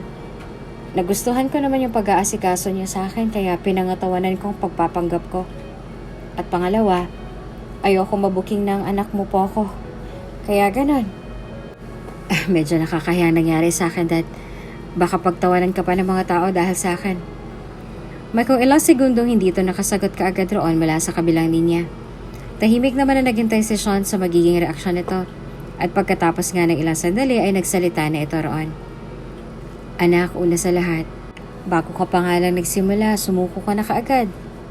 Alam mo kasi iho, may mga babae na ayaw masabihan na easy to get. Na kahit gusto rin nilang lalaki, kaya nilang magkunwari na hindi nila gusto ang lalaking yun to save their pride and face. Kasi isipin mo nga, sandali lang kayo nagkakilala. Gusto mo na agad siyang ligawan? It's clear na wala ka pang karanasan sa mga panliligaw, iho. Kaya ang payo ko na lang sa'yo, sa nakikita ko kay Doc Zera, ay hindi siya katulad ng babaeng agad na napapa-oo ng mga manliligaw. She knows her worth. And I guess you know that too. She is worth your future effort. Kaya bakit hindi mo dahan-dahanin at ipakita mo sa kanya na karapat-dapat kanyang sagutin, na karapat-dapat kanyang bigyan ng tsansa. She's a great woman. Kaya kung ako sa'yo, anak, huwag kang mawawalan ng pag-asa agad. Laliman mo ang pagkakaibigan ninyo. Ipakilala mo ang sarili mo sa kanya. Magbago ka kahit hindi kanya sabihan. At maniwala ka sa akin, iho. Makakakita ka rin ng pagbabago pagkatapos sa pagitan ng pagkakaibigan ninyo. At pangalawa, anak, bakit ba lagi mong iniisip ang mga negatibong bagay? Ano naman kasi kung magkamali ka? Wala lang yun sa akin, anak. Wala naman yung problema sa daddy mo. At sa daddy mo, ang sa akin lang ay masaya ka sa ginagawa mo. Ay hindi ka makaramdam ng pressure sa ganyang edad mo. I want you to enjoy things and forget about the past. Natahimik naman si Sean matapos niyang marinig ang lahat ng sinabi ng ama. Nagkaroon siya ng pag-asa bigla at at the same time ay mas lalong nadagdagan ng guilt na nararamdaman niya ng mga sandaling yon. Ngunit inisip na lamang niya na tama naman ito. At sa panahong ganoon ay parang gusto niyang masabihan ang mabigat na problema niyang yon. Napatingin tuloy si Sean sa kawalan at iglap lang ay may parang tuksong dumaan sa kanyang balintataw. Ang nakangiting imahe ng pagkaganda-ganda at maamong mukha ni Zera. Ang maninipis at mapupulang mga labi nito at ang magagandang mga mata na tila nakakahipnotismo kung tumingin sa kanya. Pagkaway na paisip niya na tama talagang ama. Baka nga gusto lang siyang pakitaan ni Zera na hindi ito easy to get. After all, mabilis naman talaga ang pagkakasabi niya noon na para bang takot siyang maunahan pa ng iba. Kaya susubukan niya ulit. Pag medyo tumagal ng friendship nila, hahanapin niya ito bukas. Makikipag-usap siya rito. May kasalanan pa naman siya rito. Tapos napaisip ang binata. Kausapin mo pa kaya ako bukas? Baka naman iisnabin mo ako. Iniwan ba naman kita nang hindi nakakapagpaalam sa'yo? Tapos sinabi mo pa naman na may mahalagang bagay kang sasabihin sa akin. Kaya baka hindi mo na ako kausapin bukas ng dahil doon. Pero syempre gagawin ko pa rin ang lahat para makapag-usap tayo ulit. Ayoko kayang iwanan na lang basta-basta ang pagkakaibigan natin. Kasi malay ko naman mauwi talaga to sa malalim na estado. Malay ko lang naman. Wika ni Sean at napatampal sa mukha niya bago na pailing roon. At tungkol naman sa sinabi ng kanyang ama, hindi pa niya alam ang isasagot niya rito. Pakiramdam kasi niya ay kahit anong sali niya sa mga racing events, kahit panalo pa siya lagi, hindi pa rin mawawala sa buong sistema niya ang bahagi ng nakaraan. Mawawala saglit kasi sasaya siya. Tapos babalik na naman ulit. At hanggat hindi pa niya nakakausap ang ama tungkol sa bagay na yon, Alam niya na hindi pa niya makakalimutan ang bahagi ng nakaraan niya. Kinabukasan, nakangiting pinagmamasdan ni Sean si Zara mula sa malayo. Nasa loob ito ng isang coffee shop malapit sa ospital at parang o-order yata ng kape. Actually, kanina pa niya ito sinusundan kanina ng palihim. Mula pa kaninang pagdating nito sa hospital hanggang sa nag-break yata ito at lumabas na mula roon. Pagkatapos ay tumungo na nga ito sa isang coffee shop, kaya naisip na siya na perfect timing na iyon para makausap na ito. Hindi na ito busy. Kaya na may lumabas na si Sean mula sa kanyang gray sports car na bagong bili lang niya kanina.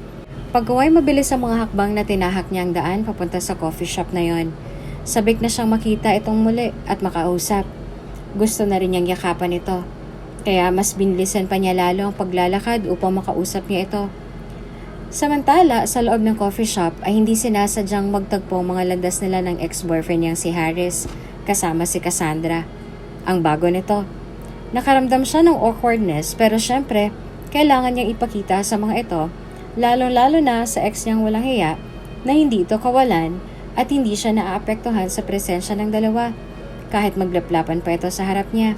Kaya taas noong tiningnan niya ang mga ito at pilit nginitian pabalik kahit na alam niyang plastic lang ang pagkakangiti ni Harry sa kanya ng mga sandaling yon. Pagkuway narinig niyang nagsalita ito.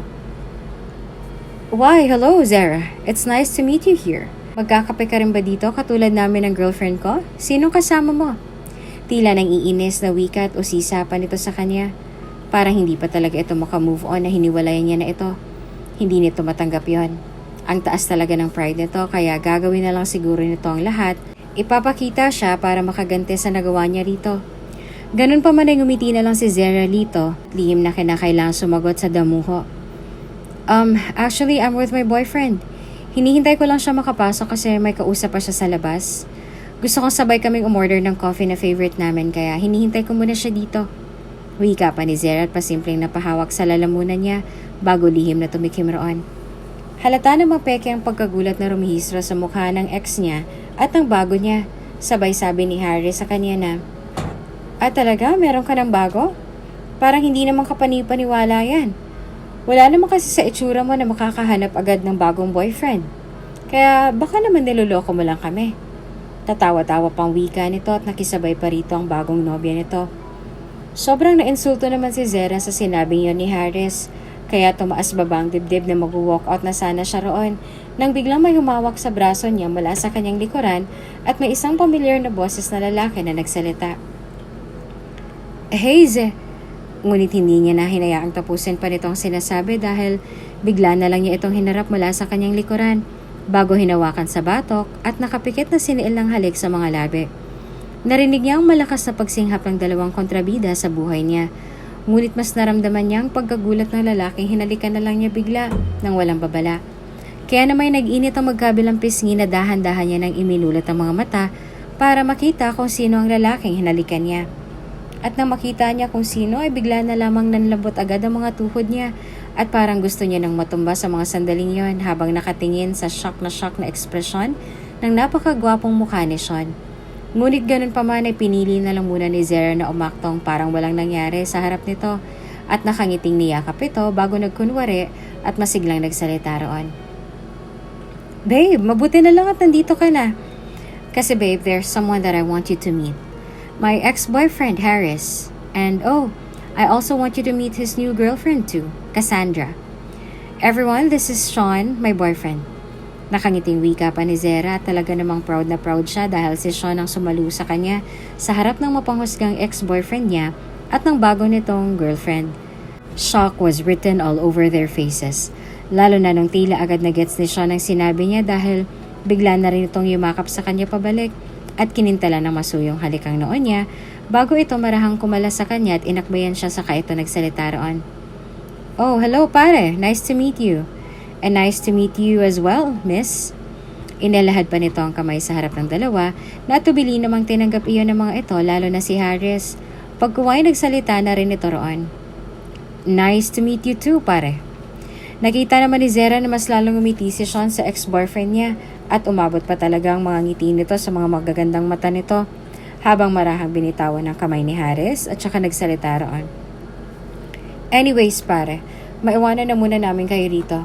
O-order pa kami ng coffee ng girlfriend ko eh. Nice to meet the two of you again. Now if you'll excuse us. Wika nito at nakangiting tinignan siya bago nagpatuloy sa pagsasalita. Let's go, babe. At sino naman siya para hindi suklian ang matamis ng ngiti nito. Pagkaway malambing na sumagot na rin siya rito ng, Of course, babe. Let's go. Ani at iniwan na nila sina Harris at Cassandra roon na pawang nakaawang ang mga labi na naiwan.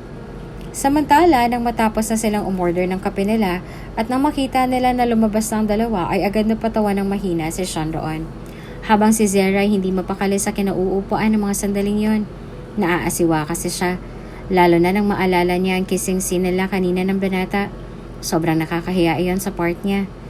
Jeez, natatawa talaga ako kanina sa reaksyon ng ex mo. Ang epic. Parang hindi rakag siya makapaniwala na ako ang bago mo. Tatawa-tawang wika nito na ikinailing naman agad ni Zera bago nagsalita. Malamang, nalamangan mong kagwapuhan niya eh. Lagi pa naman ang sinasabi sa akin na wala nang iba pang lalaki na magkakagusto sa akin na kasing gwapo niya. Tapos nakita ka niya. So for sure para siyang binuhusan ng pagkalamig-lamig na tubig kanina nang makita ka. Iiling-iling na wika na lamang ni Zera at humigop na ng kanyang kape roon. Nakita niya naman na agad na pangisi si Sean nang makahulugan roon bago nagsalita. So, sinasabi mo bang mas gwapo ako sa kanya? Agad naman na pangiti si Zera dahil sa tanong nito at natatawang tinulak ng marahan ng pisngi nito sabay sabing, Ewan ko sa'yo, tumahimik ka na nga. Kunyari, hindi naiilang na wika niya kasi ang totoo ay ang layo talaga ng lamang ng kagwapuhan ni Sean mula sa kagwapuhan ni Harris. Pero syempre, hindi niya iyon sasabihin dito. Bahala na ito mag-overthink roon. Natawa rin naman si Sean sa ginawa niya bago natatawa ng mahinang nagsalita. What? Nagtatanong lang naman ako eh. Hindi mo na kailangang mamula ng ganyan. Tudyo pa nito sa kanya na mas ikinapula pang lalo ng mga pisngi niya bago sumagot rito. Sean, tumigil ka na kasi. Tumawa naman ulit si Sean na tumugon. Sige, titigil ako pagkatapos nito. Kaya hayaan mo na muna akong itanong sa'yo to. So babe, boyfriend mo na pala ako ngayon ha? Tatawa-tawa pang wika nito na ikinatawa rin niya saglit bago itinakip ang mga palad niya sa kanyang mukha at nagsalita. Ay, Diyos ko Sean. Akala mo naman talaga nakakatuwang ginawa natin kanina. Ngayon ko nga lang na-realize na baka pagtawanan na nila ako pag nalaman nila na wala naman pala talaga akong boyfriend. Pabuntong hiningang wika ni Zera at marahang napabuga ng hangin roon. May kung ilang segundo muna si Sean na natahimik roon. Pagkaway nagulat na lang si Zera sa sinabi nito pagkatapos nun. Bakit naman nila malalaman kung patuloy tayong magpapanggap na magkasintahan sa harapan nila? Pwede nga nating totohanin na lang eh. Kaso ayaw mo. So, kibit-balikat na wika ni Sean na agad nagpapula ng mga pisngi ni Zera. Sa mga sandaling yon, habang nilalabanan ng matiim nitong titig sa kanya. Ilang segundo muna silang nagtitigan roon pagkaway na pabuntong hininga na lamang si Zera at nagsalita na. Sean naman, wag mo nang isingit yan. Wika ng dalagang doktora kahit ang totoo niyan ay ikinatuwa niya biglang pag-uungkat nito dahil sa usapang iyon. Ngunit pinigilan niya ang sarili na mapangiti roon. Nakita naman niya na masuyong ngumiti si Sean sa kanya at marahang hinawakan ng isang palad niya bago seryosong magsalita sa mga sandaling yon. Zera, seryoso ako sa'yo. Maniwala ka. At papatunayan ko sa'yo na karapat-dapat ako para pagbigyan mo ng tsansa. Hayaan mo akong makilala mo ako ng tuluyan. Hahayaan kong kilalanin mo ako ng lubusan. At ikaw rin, kikilalanin kita. At habang nagpapanggap tayong magkasintahan sa harap ng maraming tao, subukan rin nating mas kilalanin pang isa't isa. Si Zera, gusto kong maging totohanan ng pagpanggap natin. At gusto kong ipakita sa'yo at iparamdam na magandang mithiin ko sa'yo. Nakarapat dapat mo akong pagkatiwalaan kahit pa unti-unti. Kaya sana, bigyan mo ako ng pagkakataon na ipakita at iparamdam sa'yo na karapat dapat ako maging tunay na kasintahan mo. Kahit gustong-gusto talaga kita, Zera, maniwala ka sana. Seryosong-seryoso ang gwapong mukha na wika ni Sean at kitang-kita sa mga mata nito ang sinseridad noon kaya nais tuloy mapangiti na matamis ni Zera ng dahil doon. Pero syempre ayaw niyang ipahalata na sobrang natuwa siya sa sinabi nito kaya imbes ng ngitian ay inirapan niya ito ng pagkatalim-talim bago nagsalita roon. Ah, ganon. Gustong gusto mo ako. Kaya pala iniwan mo na lang ako bigla kahapon nang walang paalam. Kunwari naiinis na wika ni Zera kay Sean na naging dahilan upang mapabuntong hininga ng malalim roon bago sumagot sa kanya. I'm sorry, Zera. May importante lang talaga akong bagay na inayos kahapon. At isa rin yun sa mga bagay tungkol sa pagkatao ko na gusto kong malaman mo ng paunti-unti habang kikilalanin natin ang isa't isa. Marami ka pang bagay na hindi alam tungkol sa akin. Kaya sana pag nalaman mong lahat, hindi mo ako lalayuan. At sana bigyan mo pa rin ako ng tsansa na ipakita sa iyong karapat-dapat ako maging nobyo mo. Kasi Zera, gustong gusto talaga kitang maging parte ng buhay ko at ng pagkatao ko. Ewan ko kung bakit pero wala eh. Yan talagang nararamdaman ko sa'yo. Kaya muli pasensya ka na kung hindi ako nakapagpaalam sa'yo kahapon. Kaya naisipan ko na babawi ako sa'yo ngayon. At sa totoo lang, kanina pa kita hinintay sa labas ng hospital at nagbabaka sakaling lumabas ka para makapag-usap tayo ulit. Hindi kasi kita pwedeng puntahan sa loob kanina dahil baka busy ka pa kaya inintay na lang kita dito sa labas. Kaya nung makita ko na lumabas ka na, sinundan na kita agad at pinuntahan dito. At ngayon, heto na nga tayo at nag-uusap. Kaya pasensya ka na talaga ha, hindi ako nakapagpaalam sa'yo kahapon. Naaalala ko pa namang may gusto ko pa palang sabihin sa akin tapos iniwan kita bigla. Sinserong wika pa ni Sean at bumuntong hininga roon.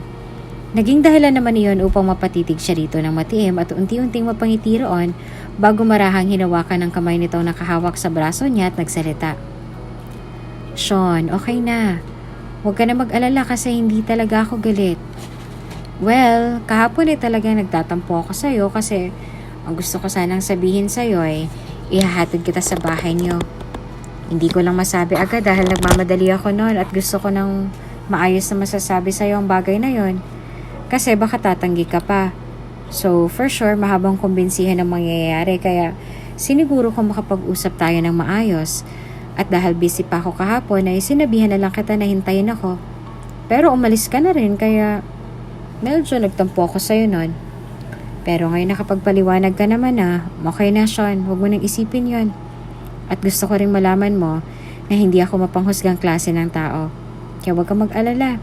At higit sa lahat, sasabihin ko na rin sa'yo na, sige, binibigyan na kita ng tsansa na ipakita at iparamdam mo sa akin na karapat-dapat nga kitang bigyan ng tiwala. Na iba ka sa ex-boyfriend ko.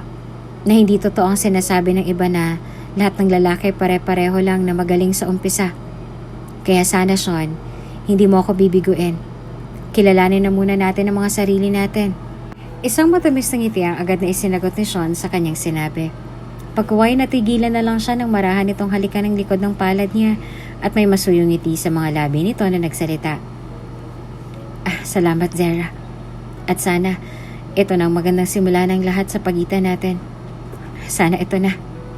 Wika ng binata na ikinangiti rin naman ang pagkatamis-tamis ni Zera sa labis na kasiyahan. Dumaan ang mga araw, nagpatuloy sila sa pagpapanggap. Patuloy rin nilang kinikilala ang isa't isa. Hanggang sa makalipas ang 2 buwan ay pinayagan na ni Zera sa Sean na ligawan siya. Hindi naman siya binigo nito. Matyaga siya nitong niligawan. Ngunit habang patuloy sila sa pagpapanggap at pagliligawan, ay hindi naman maiwasang malungkot ni Zera nang malaman niyang laman na pala siya ng chismis sa loob ng hospital dahil naging nobyo niya raw ang pasyente niya dati na mukhang pulube. At base sa nabalitaan niya ay pinakalat din ni Harris na ginawa lang niya si Sean kasi naging gwapo na raw ito. Kaya sa nabalitaan ay napahagulgol na sa mga sandali niya ng dalaga sa loob ng kanyang opisina. Kasi hindi niya lubusang maisip na ganun lang pala kababa ang tingin ni Harris sa pag-iisip niya, na bumabase siya sa itsura, hindi sa personalidad nito, hindi sa pagkatao nito.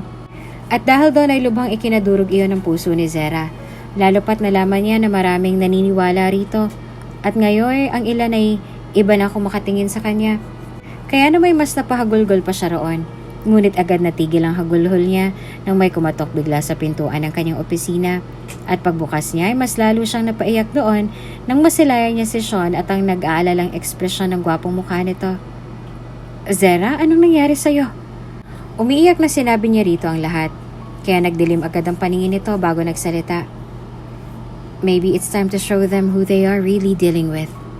So Zera, I want you to prepare yourself tomorrow night for my father's birthday. Magkakaroon ng party bukas sa gabi sa mansyon. Kaya sasabihin ko siya na imbitahan rin ang mga pasimuno ng lahat ng to at ang mga naniniwala sa naggalat sa issue. Ipapakilala ko na sa kanila kung sino talaga ako, Zara. At ipapakilala ko na sa wakas ang sarili ko sa'yo. Seryosong wika ni Sean at masinigpitan pang pagkakayakap sa kanya. At ang mga sandaling yon ay isa lang nasa isip ni Zara. Tama kayang hinala ko ngayon sa tunay na pagkatao niya base sa mga narinig ko ngayon mula mismo sa bibig niya? Kinakabahang tanong ni Zara sa isipan. Sa gabi ng party, pigil na pigil ni Zara ang hininga habang kasama niya si Sean na papalapit sa nakatalikod na bulto ng isang matandang lalaki ng mga sandaling yon habang may kausap itong maganda at matandang babae roon. Nasa loob sila ng isang kwarto na parang isang buong bahay niya yata ang laki. Kwarto raw iyon ng ama nito. Sabi pa sa kanya ng binata kanina.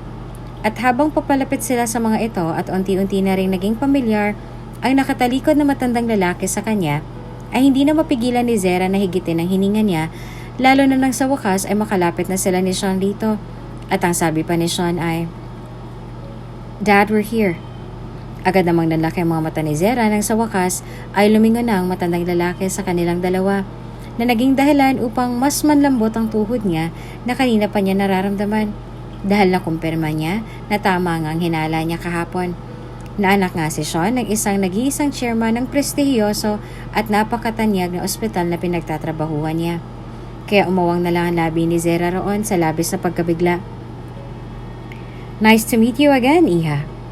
We have met before nung minsan akong bumisita sa ospital, hindi ba?" Magilaw na tanong nito, kaya nahihiyang tumango siya. Isang malaking revelasyon kasi iyon kaya hindi na siya makapagsalita agad. Agad naman siyang niyakap nito at nangginang at namula sa sinabi ng huli. "You two look good together." Wika ng ginang na agad sinigundahan ng chairman ng, "Indeed they are." Kaya sumagot naman ang nakangiti si Sean roon. "Thanks, Mom. Thanks, Dad. And before we go downstairs, may gusto lang po akong sabihin sa inyo. Lalong-lalo na sa'yo, Dad. Isang bagay na noon ko pa po gustong sabihin sa inyo pero nauunahan ako lagi ng takot at hiya dahil sa nagawa ko noong pagpapahiya sa inyo, Dad. Sa'yo. At takot dahil baka makita ko na sa mga mata mong katotohanan na kinamumuhian mo naman pala talaga ako dahil sa nagawa ko. At naisip ko rin na isang perpektong pagkakataon to upang masabi ko sa'yo lahat ng bumabagabag sa akin noon pa man, Dad. Kasi nandito na si Zara upang makilala niyo na ako ng lubusan. Kaya, Dad, gusto ko sanang simulan ito sa paghingi ko ng tawad sa'yo. I'm so sorry, Dad. I'm really sorry. Dahil sa akin ay nadungisan ang pangalan mo nun. Dahil sa akin ay napahiya ka. Kayo ni Mommy. I tried very hard to forget the past.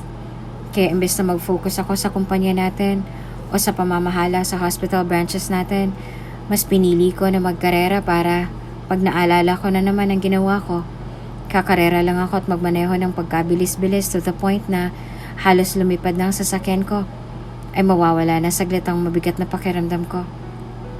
Yung adrenaline rush ng car racing ang nagpapakalma sa akin, Dad. Kasi hanggang ngayon, hindi ko pa rin matanggap na pinahiya kita at nasaktan ka. Na ginamit kong pangalan mo upang umutang sa walang hiyang tao na yun para sa lakwatsa ko nung 19 years old pa lamang ako. At ang hindi ko mabayaran na ikaw ang hinanap at binugbog dahil sa akin.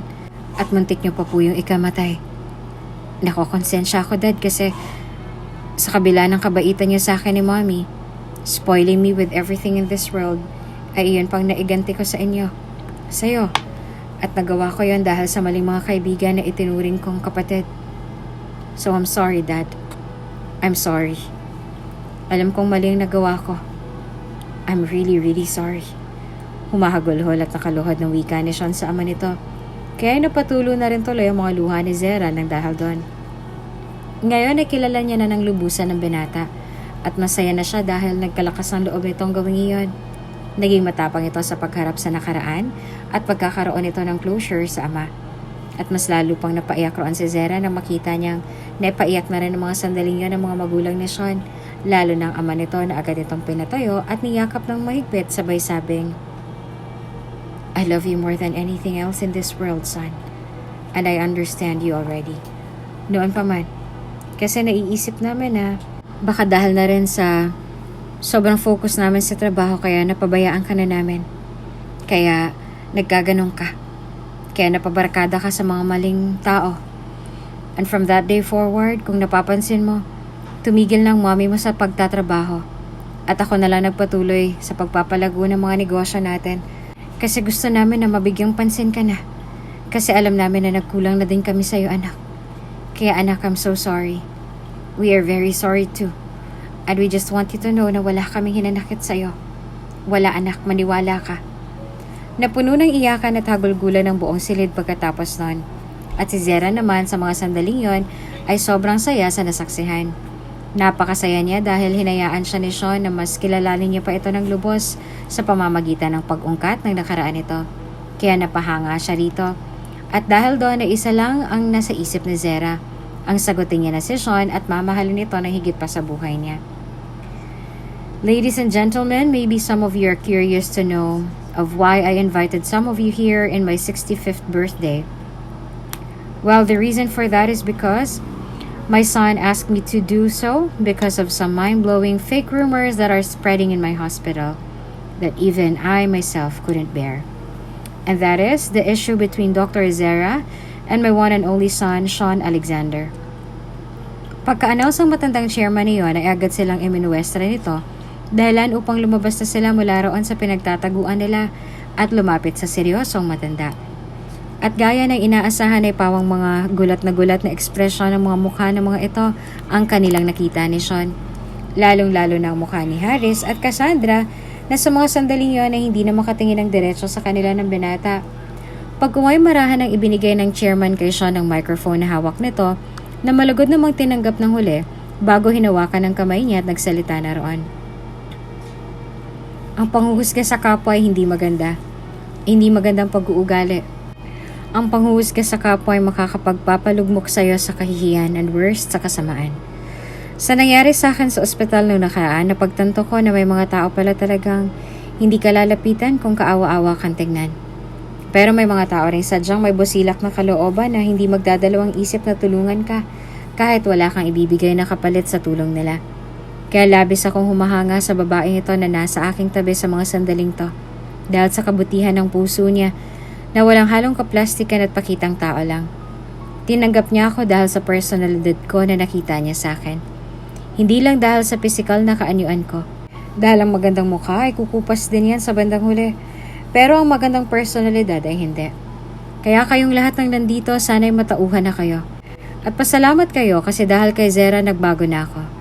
Dahil kung hindi dahil sa kanya, matagal ko nang pinakuusapan si Dad na patalsikin kayong lahat sa serbisyo. Wika ni Sean roon sa pagitan ng malamig at mariin na tono. Pagkaway pinaharap siya nito rito sa harap ng maraming tao at hinalikan siya nito ng buong suyo sa kanyang noo hanggang sa tungki ng kanyang ilong at hanggang sa mababang halik nito sa kanyang mga labi. Palakpakan ang sunod na nangyari at nais tuloy niyang matunaw sa labis na hiya roon. Ngumiti naman si Sean ng pagkatamis-tamis sa kanya bago siya inaya na umalis na roon dahil may importanteng bagay raw itong sasabihin sa kanya. Kaya naman ipinagpatuloy na lang ng ama nito ang pagsispeech roon at silang dalawa naman ay pumunta sa likod ng mansyon ng mga ito sa may garden area at umupo sa isang metal na upuan roon. Pagkuway nagsalita ito. Pasensya ka na pala kung nasaksihan mo ang eksenang yan kanina sa kwarto ni Dad. Alam ko nakakabakla yun pero shhh. Agad napigil ni Zera sa anumang sasabihin nito at nagsalita agad siya. Hindi ka na nang iniisip ko sa'yo kanina.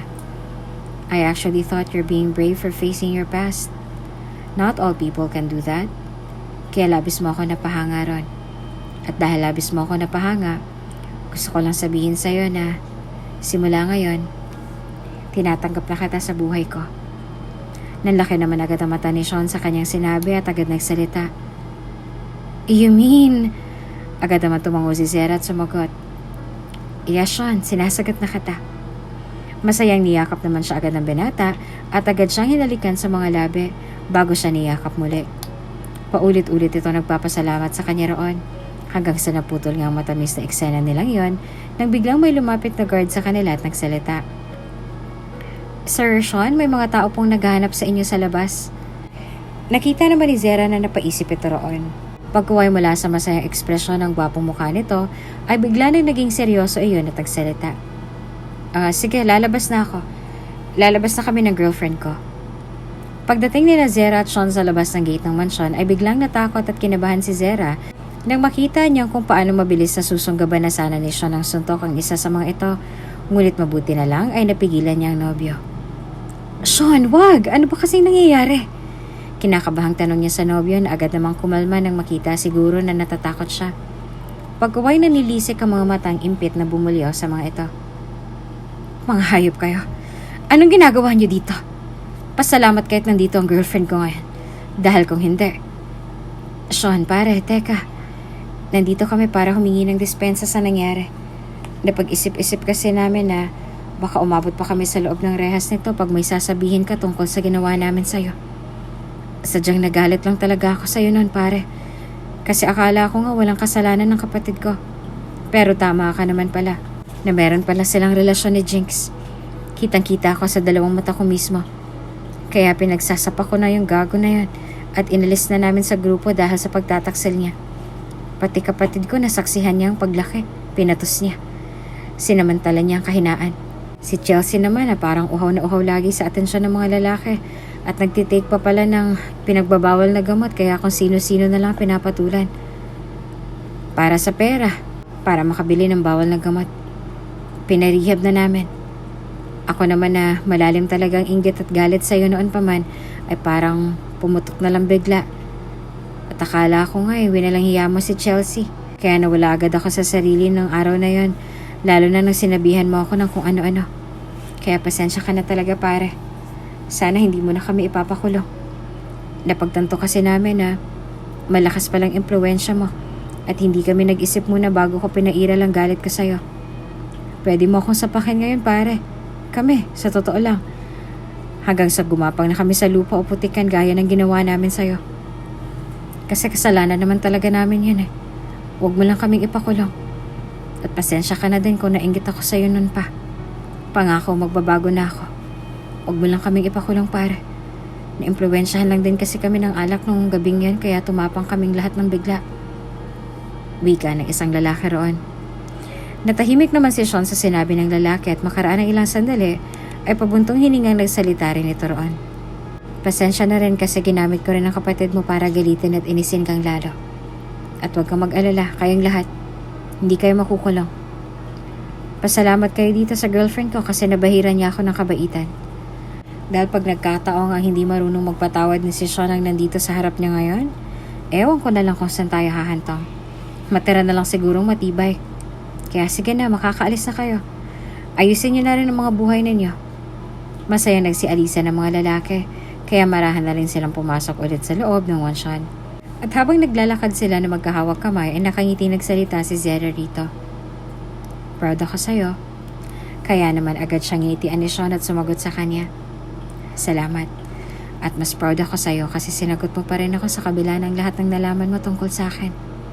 Kaya proud na proud din ako sa'yo, Zera. Te amo, mi amor. Nakangiting wika ni Sean at masuyong hinalikan ng likod ng palad niya. Kaya agad din siyang sinuklian ng pagkatamis-tamis ng ngiti na nagmamahal ng ngiti nito sa kanya at tumugon. Yo también te amo. Wika ni Zera at ang sumunod na nangyari ay naglapat ng mga labi nilang dalawa.